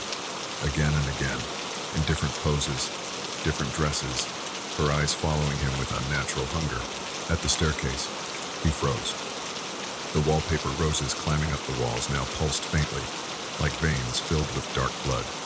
The petals seemed to twitch as though breathing, and from below, faintly, came the sound of music.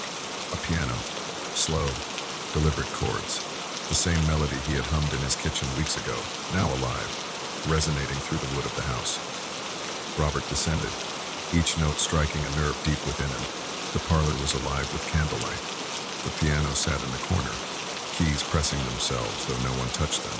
The air shimmered faintly, and then she appeared, not seated, not waiting, but standing tall, luminous, veil flowing like water. "Robert," she whispered, stepping toward him, "you found me. Now, you must remember." "Remember what?" His voice cracked, desperate. Her smile was sad, almost human. "Our vows." He shook his head violently. "Number no. I don't know you. I don't know who you are." "You will," she said, and reached for his hand. When her cold fingers touched the ring, the world fell away. Images flooded his mind. A wedding night, decades ago.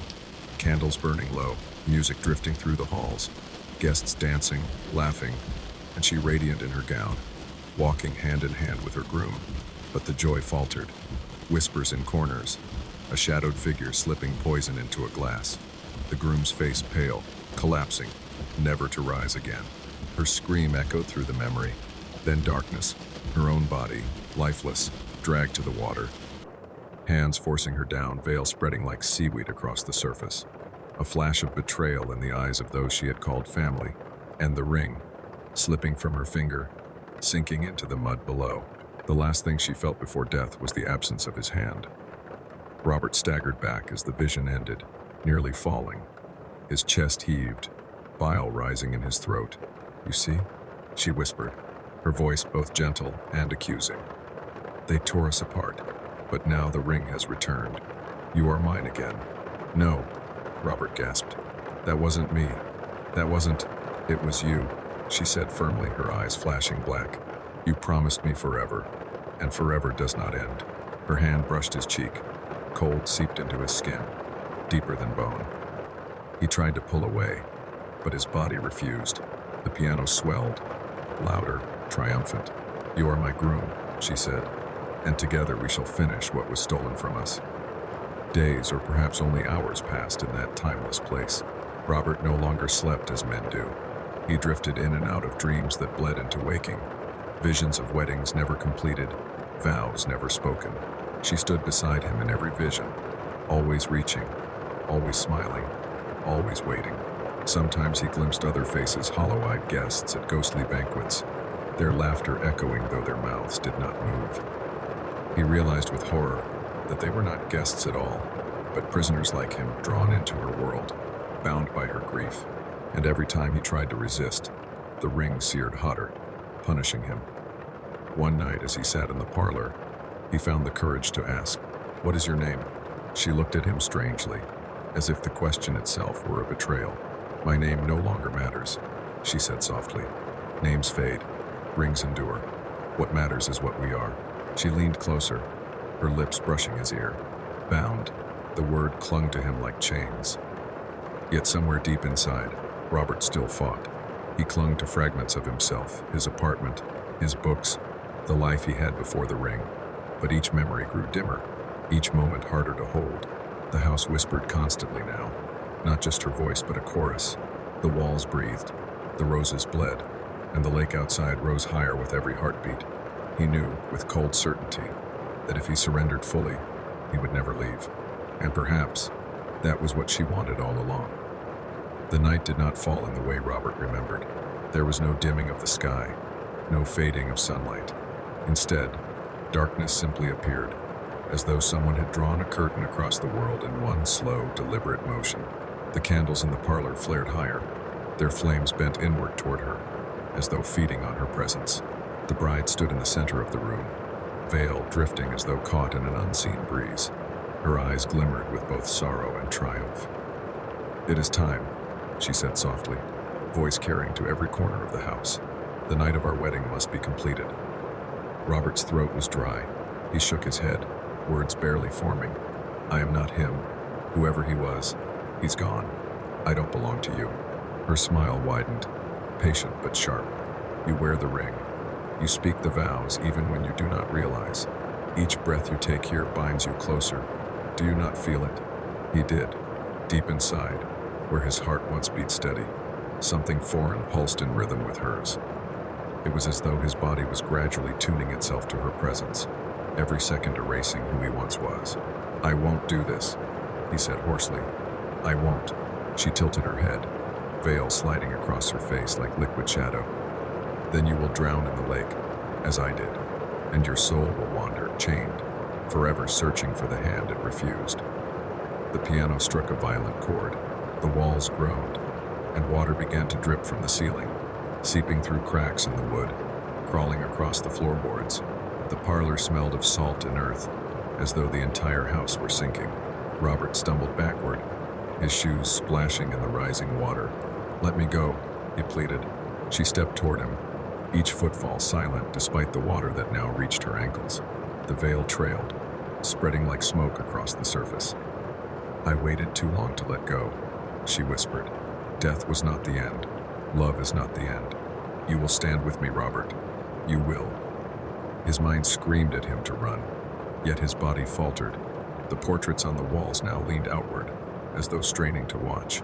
Their painted eyes gleamed with wetness, shedding silent tears that joined the flood. Robert forced his hand upward. He clawed at the ring, pulling, twisting. But the band did not budge. It burned hotter, fusing itself to his skin. The more he pulled, the tighter it held. She reached him then, her cold fingers brushing his wrist. "You cannot remove what is eternal." Robert's knees buckled. "Why me? Why now?" Her expression softened, almost tender, because you listened, because you touched what was mine. The world forgets the dead, but you did not. That is enough. The water climbed higher, to his chest now, icy and heavy. He gasped, struggling to stay upright. She moved closer, veil spreading across the surface like a sheet. Take my hand. Seal what was broken. We shall rest, finally. The piano played louder, joined now by unseen voices, a low, mournful choir.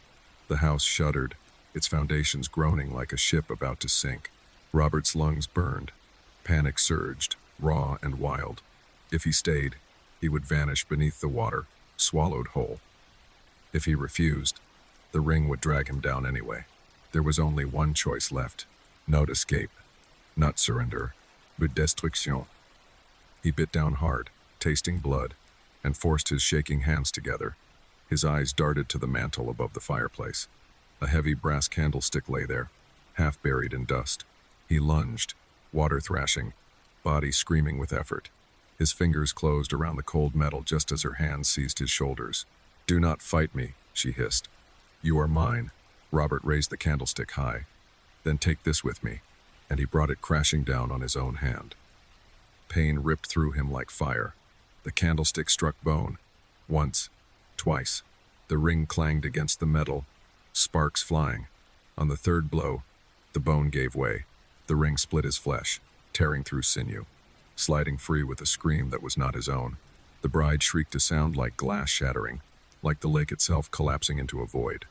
Her veil whipped back, revealing hollow sockets where eyes should have been, a mouth stretched wide in agony. The water surged upward, swallowing ceiling, walls, and light. Robert fell into darkness. Silence. He woke coughing, lungs heaving, throat raw with bile. His vision blurred, but he was lying on grass. Cool night air brushed his face. Above him stretched a starless sky, but not endless water. He was outside. His right hand throbbed violently. He raised it, gagging at the sight. His palm was shredded, fingers bent unnaturally, but the ring was gone. The wound bled freely, unbound. He laughed, a cracked, broken sound. I did it, but then he heard it, a faint splash. From the lake beside him. The surface rippled, not violent, not furious, but gentle, deliberate, as though someone had laid a hand across the water. A voice, faint and distant, reached him. Forever. Robert froze, every muscle stiff. The water calmed, the ripples fading. Silence returned. He pressed his wounded hand to his chest, trembling. He wanted to believe it was over, that he had broken free, that he had escaped the veil, the vows, the curse. But deep in his bones, he knew the ring was gone from his hand, but not from the world, and one day someone else would find it. Ice. And so, the night gives us back its silence. You have walked with me through 7 stories, each one a shadow drawn from memory, from fear, from something older than both. Perhaps you listened for comfort, perhaps for distraction, perhaps simply because the dark was too still to ignore. Now, the world around you may feel unchanged. Your room is the same. The window is still there. The air has not shifted. And yet, something lingers, a thought, a voice, an image you cannot quite dismiss. If you feel uneasy, remind yourself, they were only stories, only words, carried on the breath of a stranger, nothing more. Of course, stories have power. They shape the places we dream, the corners we avoid, the silences we cannot explain. And when the lights go out, when the house settles, when you hear that faint sound in the distance, you may wonder whether a story is truly finished. Sleep well, if you can. And remember, should the night grow heavy again, I will be here, waiting, with more tales that whisper when the world goes quiet. Until then, this voice fades, but the night remains. Good night.